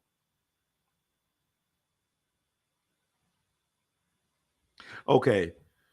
World War II and radio broadcast 1939 to 45. And you can find this stuff on YouTube too. It's a guy, he got some of Ezra Pound's original radio broadcast, and then he reads some of the broadcasts. Because he got one called Why Pick on the Jew. And he reads it, because I don't think that broadcast is available in Ezra Pound's voice, but he reads the actual transcript. Okay. When war broke out in September 1939, Pound began a letter writing campaign to the politicians he had petitioned months earlier. On June 18th, 1940, after the fall of France, he wrote to Senator Burton K. Wheeler, I have read a regulation that only those foreigners are to be admitted to the U.S. who are deemed to be useful, etc. The dirtiest Jews from Paris, Blum. He explained that they were all a pox. To his publisher, James Laughlin, he wrote that Roosevelt represents Jewry, okay, and signed off with Hail Hitler, okay. He began calling Roosevelt Jewsfelt or Stinky Rosenstein. In Meridiano di Roma, he compared Hitler and Mussolini to Confucius.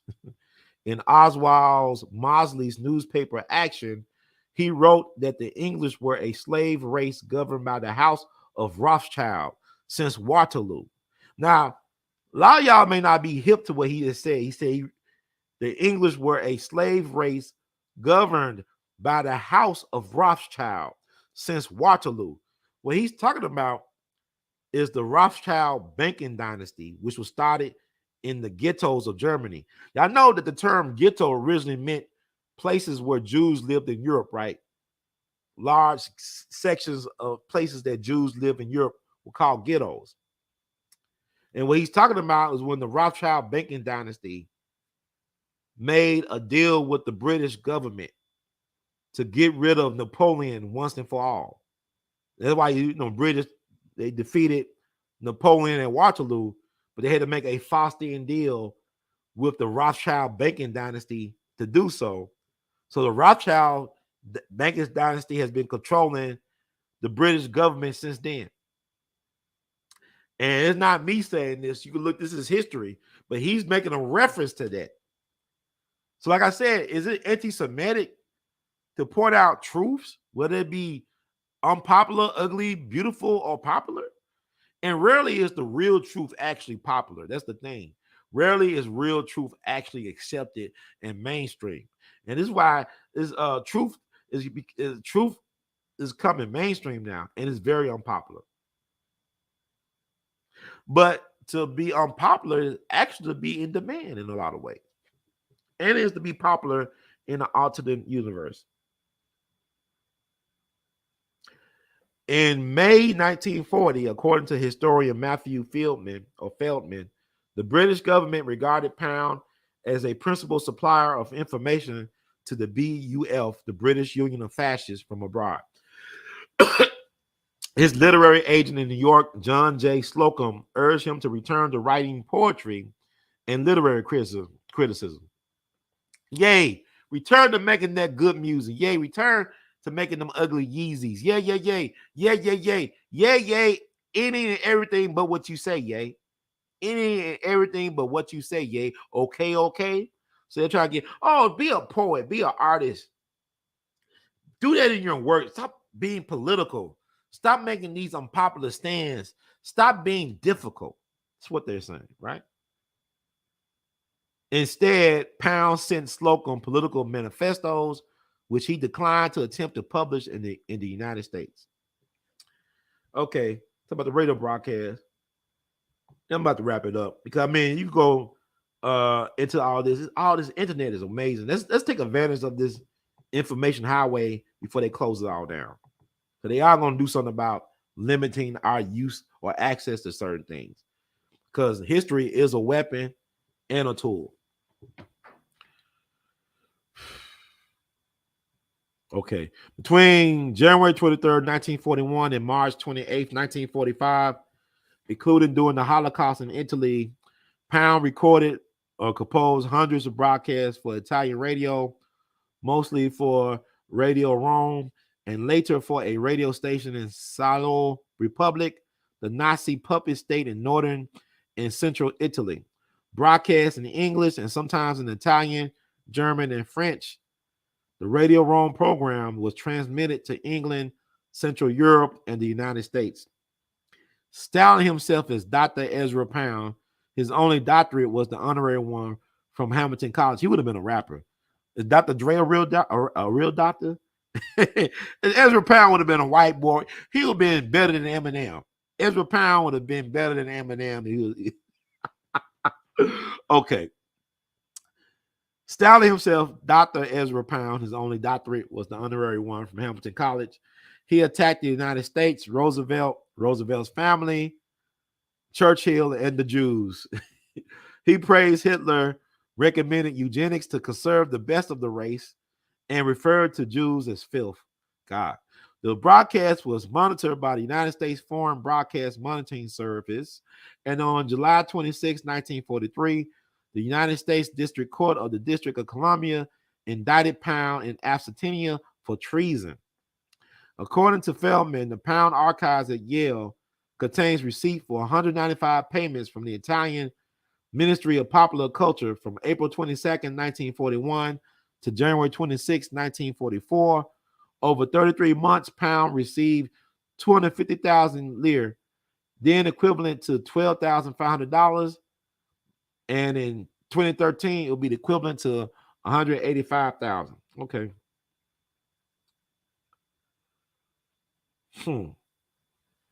On September 9th and 10th, 1943, the German Wehrmacht, I guess, I don't know, Wehrmacht, whatever, occupied northern and central Italy. Hitler appointed Mussolini head of a fascist puppet state, the Italian Social Republic, the Sciol Republic. Pound called it the Republic of Utopia. SS officers began concentrating Jews in transit camps before deporting them to Auschwitz-Birkenau. Of the first group of 1,034 Jews to arrive in Auschwitz from Rome, October 23rd, 1943, 839 were gassed. So you got people that, because in the article they talk about the Holocaust, and everybody don't agree that the Holocaust went down the way they said it went down, the popular way.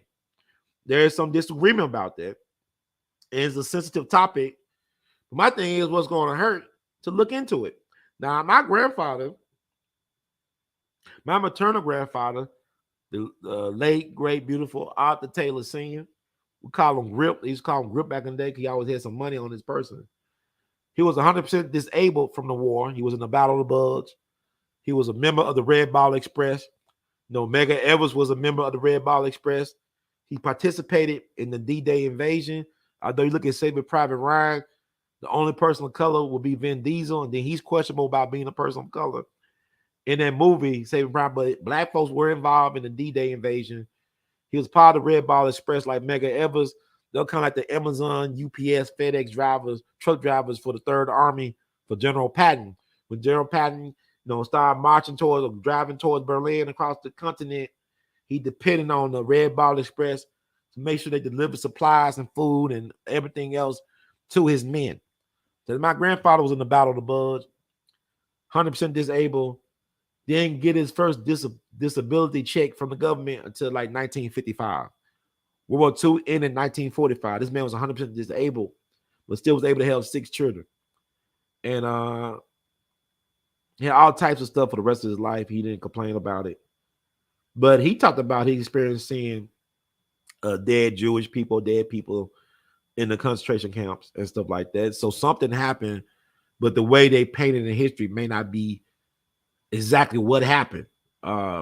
If you think about it, and let's say, for example, let's look at it from this way. Let's say a lot of folks did die from starvation. They don't always factor that in when they talk about the war, but a lot of people were starving. You look at how Audrey Hepburn, she talked about starving during the war, I believe. She was skinny and stuff like that. But anyway, let's say that Hitler, his army, his food supply was cut off. So they limit his food supply. And you had to make a choice. If you fighting a war, you fighting a world war, if your food supply has been cut, who do you feed first? Do you feed your prisoners or do you feed your soldiers that fighting the war for you? Who do you think you're going to feed?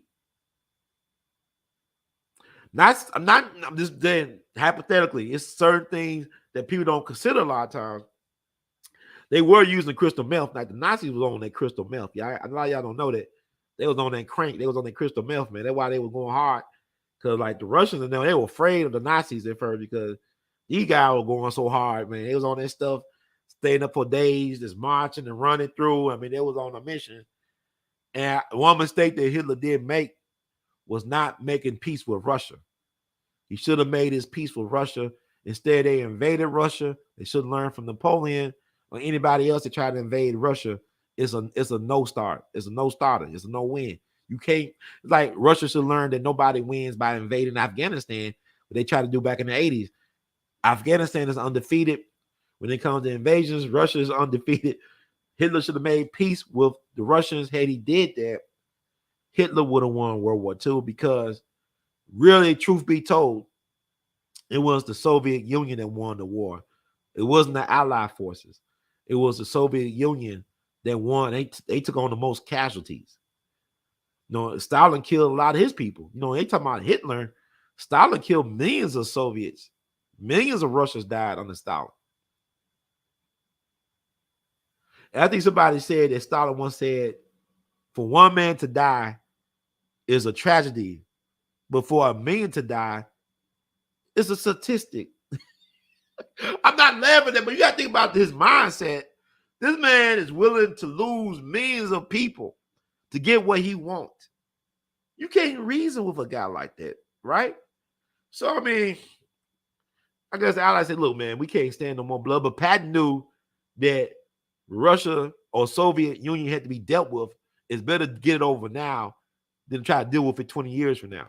So Patton really was on the right side of history, but, you know, he was just like, he's Patton. He's old blood and guts, right? So, and Eisenhower was a politician.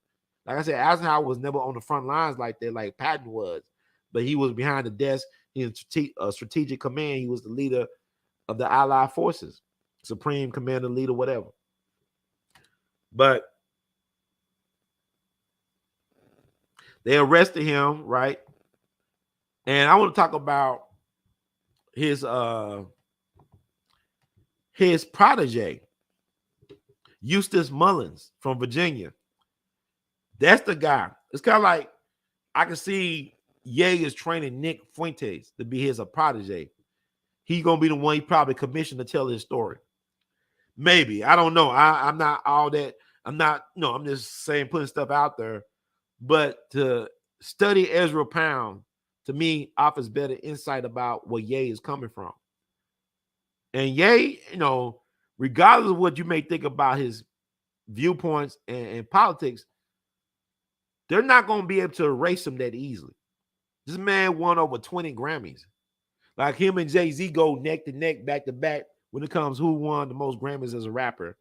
And I'm not saying that to say that the Grammys are the ultimate judge of excellence in music. I am saying that it's impressive that you think about the fact that Tupac or Snoop Dogg never won Grammys. Nas just got a Grammy, and Nas should have, you know, think about all the people that haven't won Grammys in that field. Now, Will Smith was the first rapper to win a Grammy, and that's interesting. But I know that Will Smith is thankful and grateful that Ye has come out and stole his thunder. He is glad that Ye is acting up right now because there's less eyes on him now. He can, you know, do his emancipation, whatever he's doing, and move on with his life. Because people that, well, you know, yeah, at least Will didn't slap a Jewish person, right? At least Will didn't slap a Jewish. He slapped Chris Rock. Chris Rock. He slapped Chris Rock. The insult coming. Okay. But I want to talk about the fact that Ezra Pound, he commissioned Eustace Mullins for to write this book called The Secrets of the Federal Reserve. I'm going to talk about that a little bit.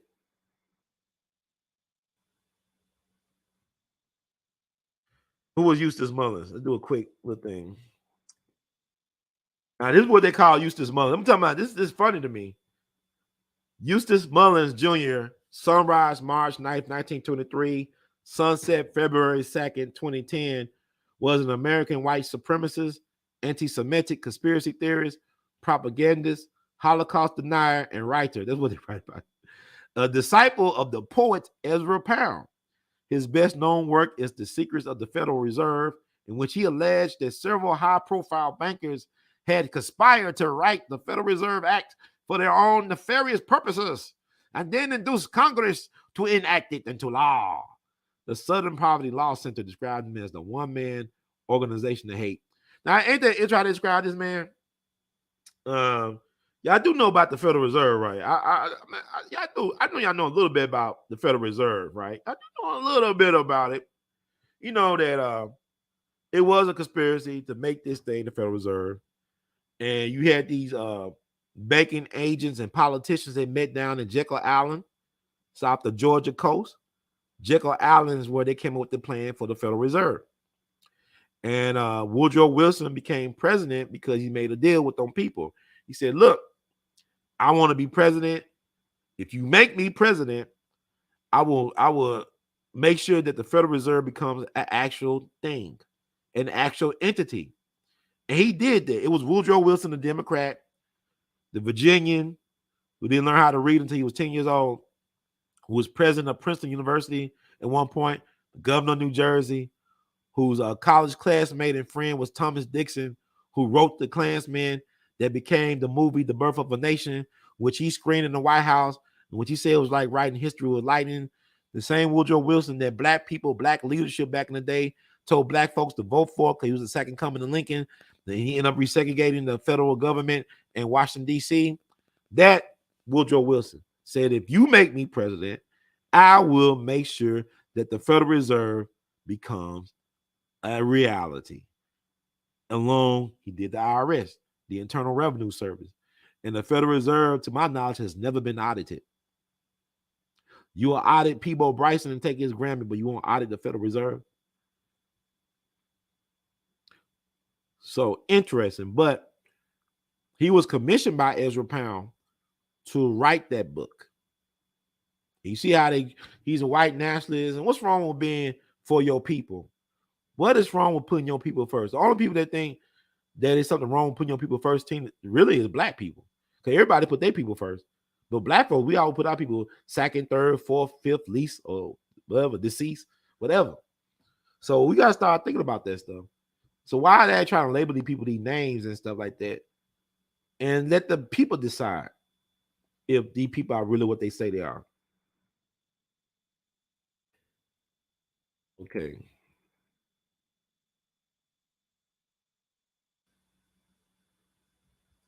In December 1942, he enlisted in the military as a warrant officer at Charlottesville, Virginia. Charlottesville, remember Charlottesville? What happened back in 2017, 5 years ago? White girl had a heart attack. She got hit by a car, had a heart attack or something. I don't know. She died. Okay, they said she got run over. I don't want no lawsuits. They said she got run over by a white nationalist. And also, you know, Mark Lane died the year before in Charlottesville. Mark Lane, he wrote the book Rush to Judgment about the Kennedy assassination, raising doubts about the Kennedy assassination. Then he wrote a book with Dick Gregory about the King assassination, Operation Zorro, because the FBI used to call King Zorro.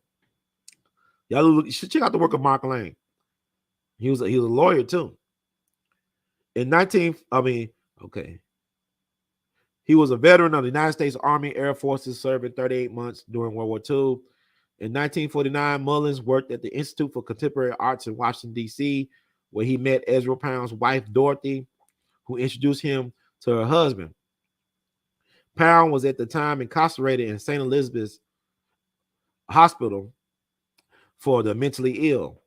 Mullins visited the poet frequently, and for a time acted as his secretary. Later, he wrote a biography, The Difficult Individual, Ezra Pound, 1961, which literary critic Ira Nadell describes as prejudiced and often melodramatic. According to Mullins, it was Pound who set him on the course of research that led to his writing The Secrets of the Federal Reserve. Mullins became a researcher at the Library of Congress in 1950, same Library of Congress that gave Eustace Mullins, not Eustace, but gave Ezra Pound that award, right? And it was controversy. So is the Library of Congress anti-Semitic? And helped Senator Joseph McCarthy in making claims about Communist Party funding sources. He later stated that he believed McCarthy had started to turn the tide against world communism Shortly after his first book, The Secrets of the Federal Reserve, came out in 1952, he was discharged by the Library of Congress. What's interesting about The Secrets of the Federal Reserve, a lot of work, the information he got about the secrets or about the Federal Reserve came from the Library of Congress. From my understanding, by him working there, he was able to research through the archives of the Library of Congress for the foundation for the book Secrets of the Federal Reserve. I'm gonna read all this other stuff. But he's an anti-Semitic because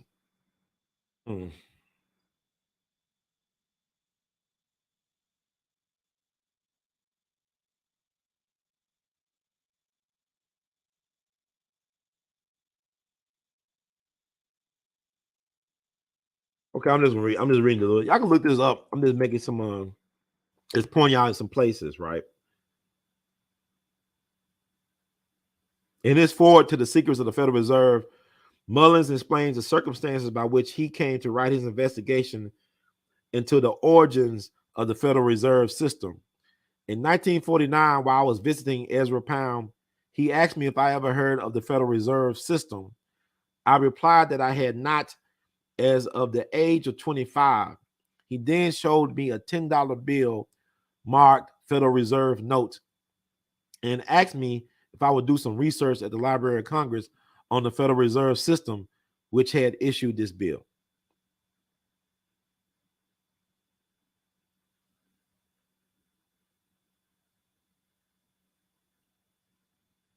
Mullins told Pound that he had little interest in such a research project because he was working on a novel.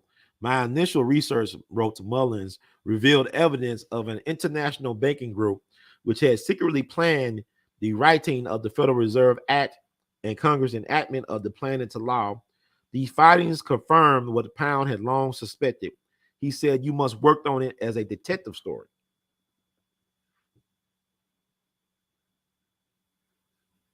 Mullins completed the manuscript during the course of 1950 when he began to seek a publisher. 18 publishers turned the book down without comment before the president of Devin Adair Publishing Company, Devin Garrity, told him, "I like your book, but we can't print it. Neither can anybody else in New York, who you may as well forget about getting it published." Okay.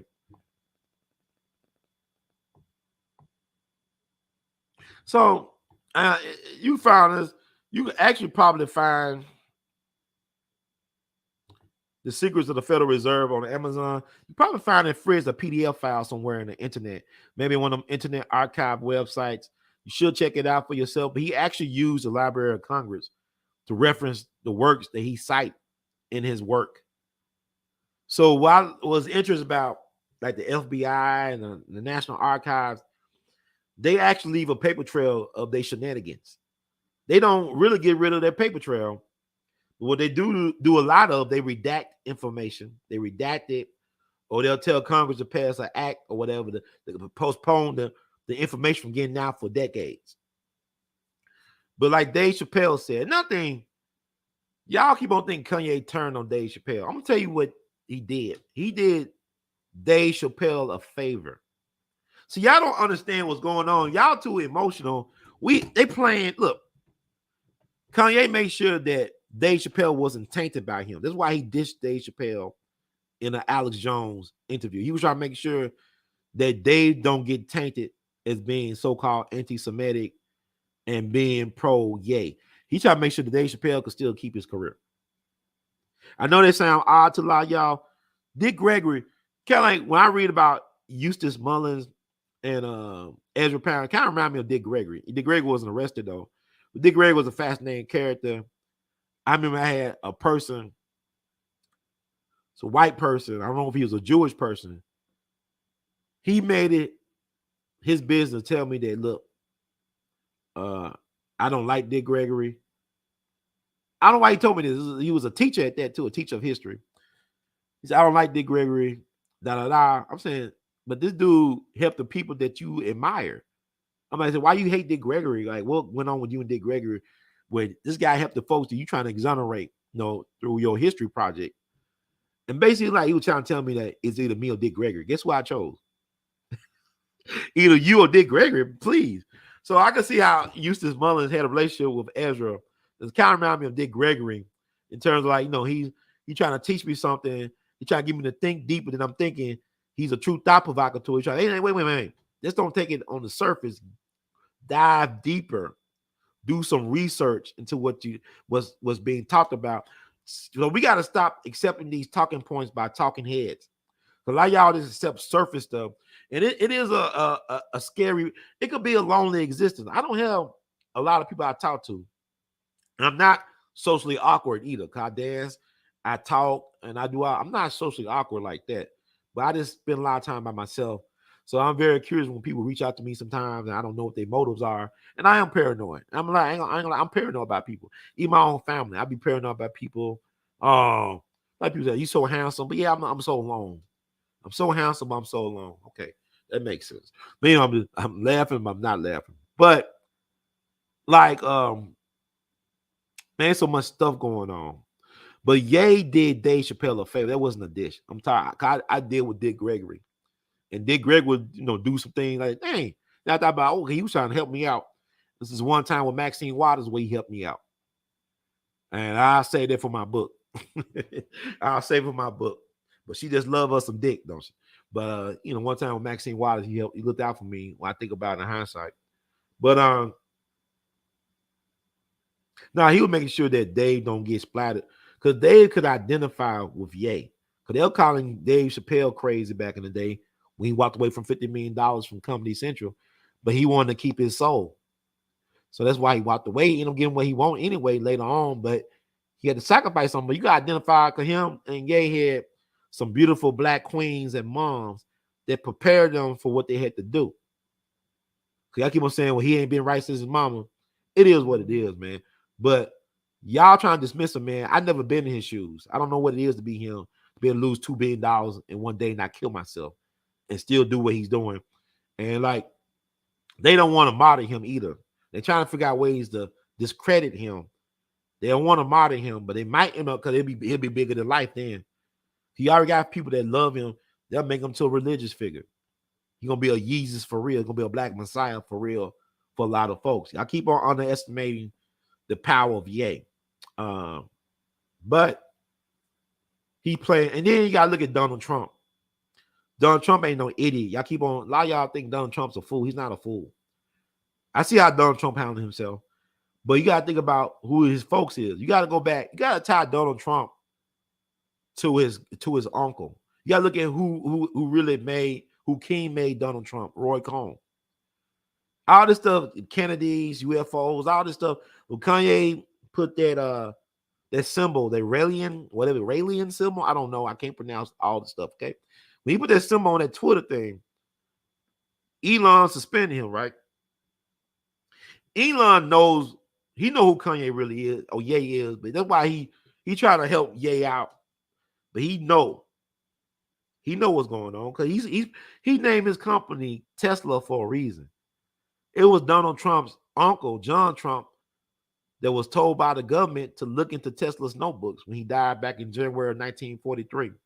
I don't say Tesla died January the 8th, 1943.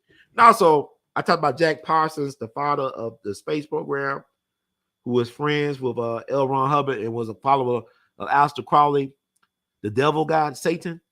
The Satan worshiper guy, whatever he is. See, they don't tell you the truth. Y'all think Ye is crazy about the Nazi stuff. Like I told you, the government love Nazis, man. You know what? Kobe Bryant helicopter crash, Orange County, one of the wealthiest counties in America. A lot of Nazis moved to Orange County after World War II, working for the government. Because just look at all this weird, like I can't, Lee Harvey Oswald, that is strange. This man was just 24 years old. Yeah, he all these trouble, but yet this man had dealings with the CIA, the FBI, military intelligence, Russian intelligence. His handler was a man of Russian nobility out of Dallas. He ended up getting suicided, got his head, I think, blown off. Had connection with the Bush family, allegedly. I'm gonna say allegedly, but it's deep, man. But Trump, like Dave Chappelle said, you don't steal work from work. He said, I stole a lot of things for work, but the one thing I didn't steal is work. So whatever Trump got is powerful stuff. And he probably already had to memorize whatever, so he ain't worried about it. So other people don't understand. Y'all like he's the worst president of all time. He is the best president as far as my lifetime goes. I mean, I would have said Obama, but Obama did so much damage with just a smile. Very photogenic person, family, and y'all let him get away with everything. We let him get away with everything. He ain't do nothing for black people.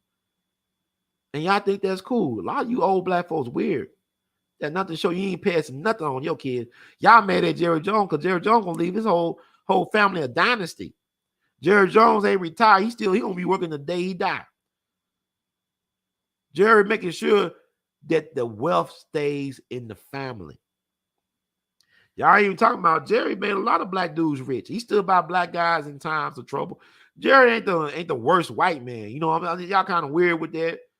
Like I said, y'all don't even study Arkansas. Oh, speaking of Arkansas, I know how I'm gonna close this out. I've been on here long enough. I gotta cook me some tacos. But if y'all like the words from Brother Herb, please spread the word. Cash App your support, $ R2C2H2. You can PayPal, Google Pay, and Zelle your support, R2C2H2 @gmail.com. That's R2C2H2 @gmail.com. You can Vimo your support at R2C2H2 @R2C2H2. Apple Cash 901-299-4355. That's 901-299-4355. Also patreon.com/weallbe. Or you can join the channel. I'm gonna get ready for 2023. But I'm gonna talk about that a little bit at another podcast. I'm trying to get this down. But the way I'm gonna close this out, and I'm sure you can find we go on Amazon, this so-called anti-Semite they talking about. Let's see if his book is on Amazon. You know, Amazon is interesting to me. I read Lost Playing Time, but it's certain folks still on Amazon, but the documentary ain't coming off of Amazon.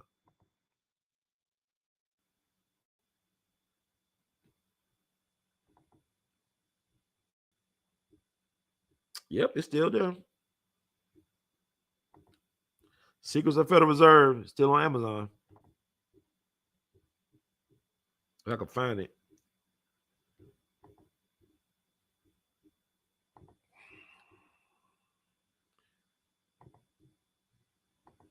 Yep, it's still on Amazon. So all these people are anti-Semitic, right? But yeah, this book is still on Amazon. He's a white nationalist. He's an anti-Semitic, been dead for over a decade, but his book is still available on Amazon. Secrets of the Federal Reserve. I want Kyrie or somebody to post that in there on their Instagram or Twitter or something like that, or Facebook. I think I'm gonna start doing that myself. See what happens. But it's available as a PDF online too somewhere. You can probably find it somewhere online. Yeah, this pay. Now I'm interested now in some other stuff. I'm trying to find some other stuff. Because it's all this fake outrage BS. I'm tired of it. Let's see, you got some Adolf Hitler around. Let's see.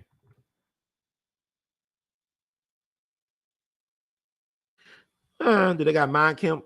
But they got a lot of Hitler books on. Do we ban these books too? Do we ban these books?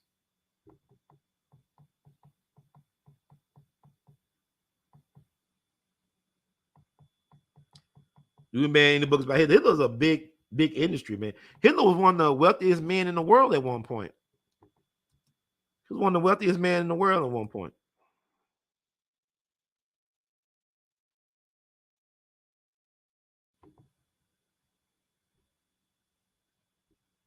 Oh, so they got Mein Kampf.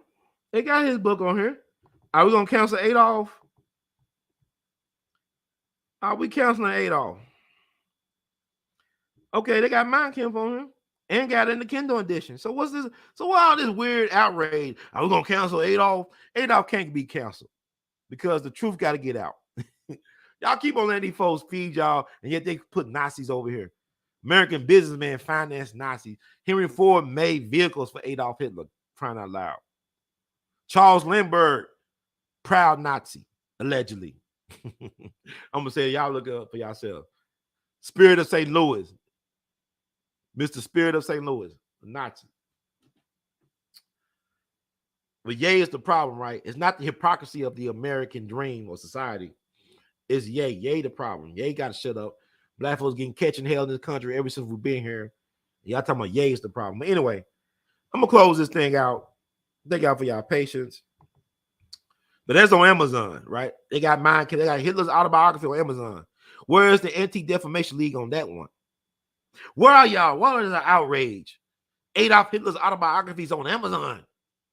Where are the Hollywood elites about that crap? Exactly. Bullshit. Excuse me.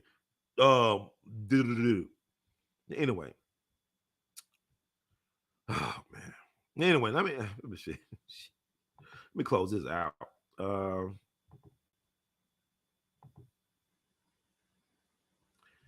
Trying to find. Let me see. There's so much stuff. Then like, I'm gonna keep it out of here, but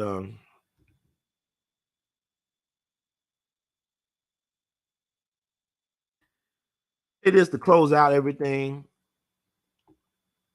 Thank y'all so much for being patient, for allowing me to work through some stuff. I don't do a lot of, I do research, but it's like so much stuff going on. Whatever. I do the best I can.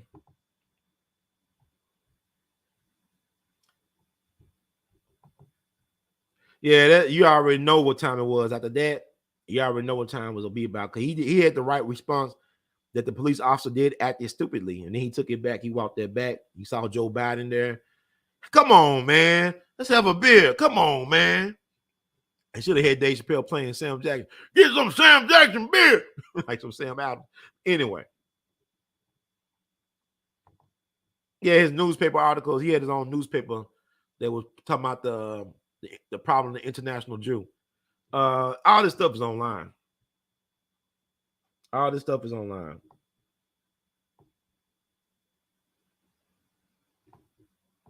All this stuff is online.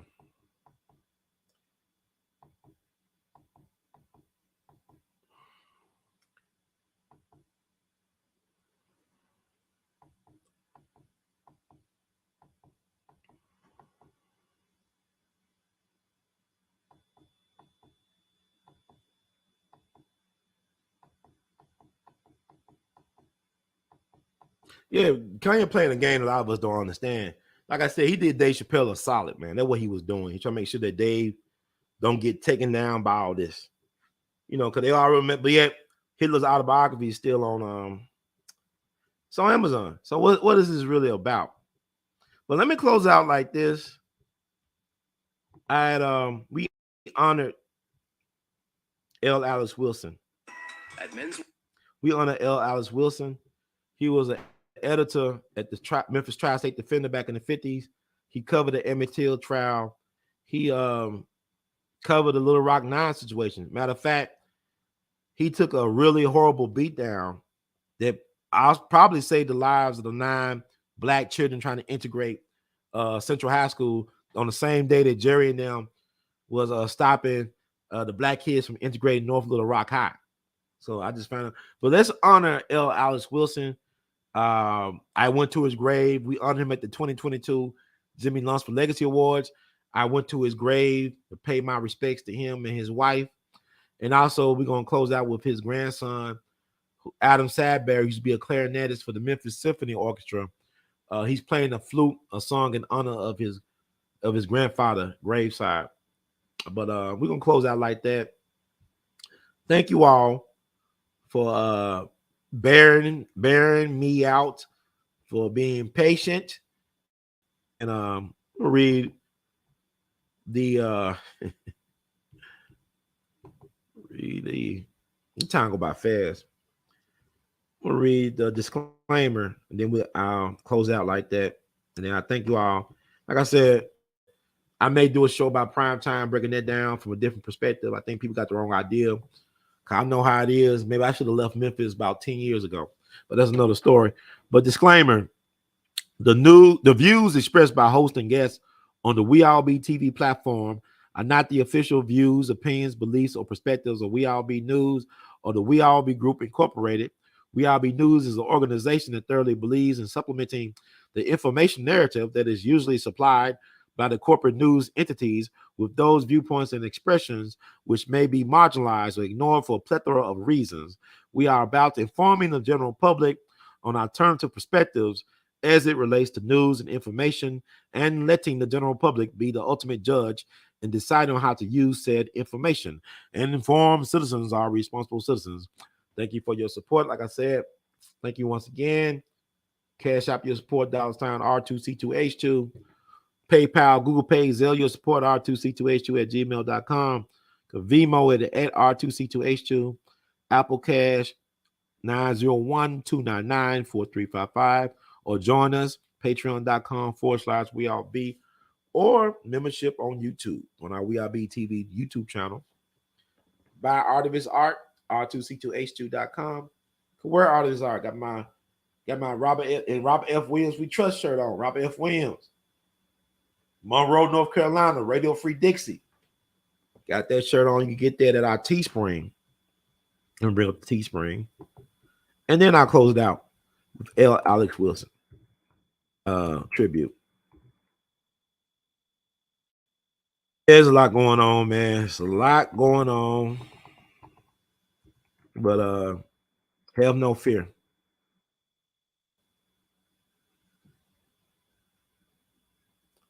And a free man is the man with no fears. A free man is the man with no fears. So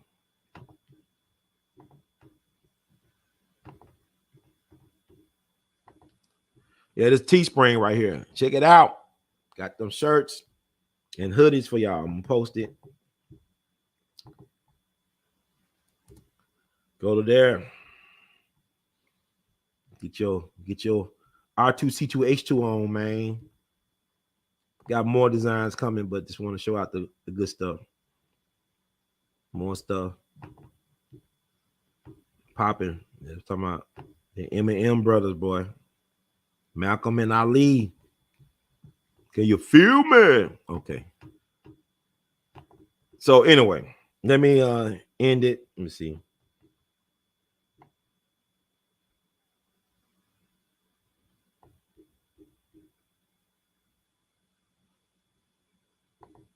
Thank you for your support, bro. Appreciate it. So this is just food for thought, y'all. But yeah, I'm gonna close it out. Thank you all. We love you madly.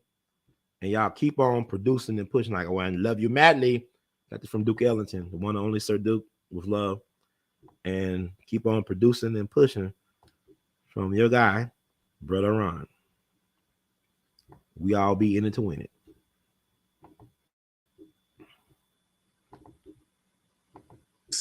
For the 21st century.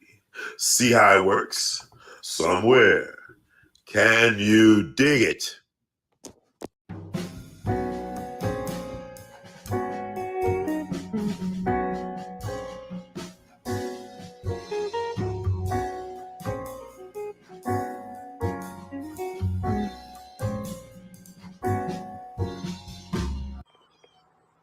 We All Be is proud to present the 2022 We All Be MLK Lifetime Achievement Award to the one and only Brother L. Alex Wilson for using his creative genius and dedicated service to the upliftment and empowerment of humanity.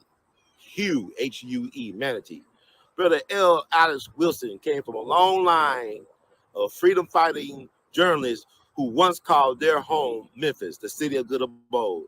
He followed in the footsteps of Ida B. Wells, who started her journalism career in Memphis, not that far away from the Tri-State Defender's Office, where he was the editor back in the day.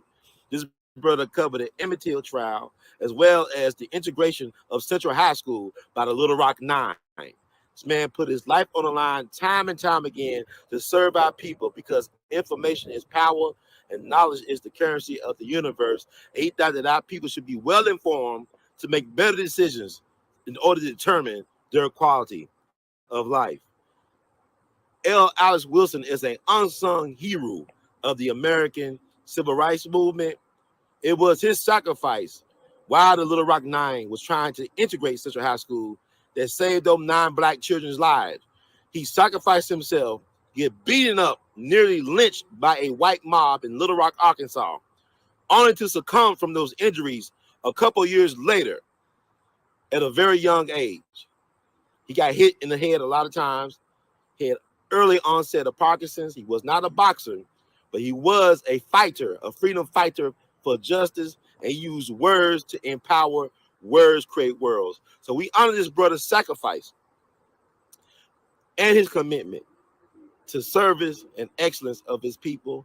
And no, brother L. Alex Wilson, you'll never be forgotten. And in the words of Duke Ellington, we love you madly. One love.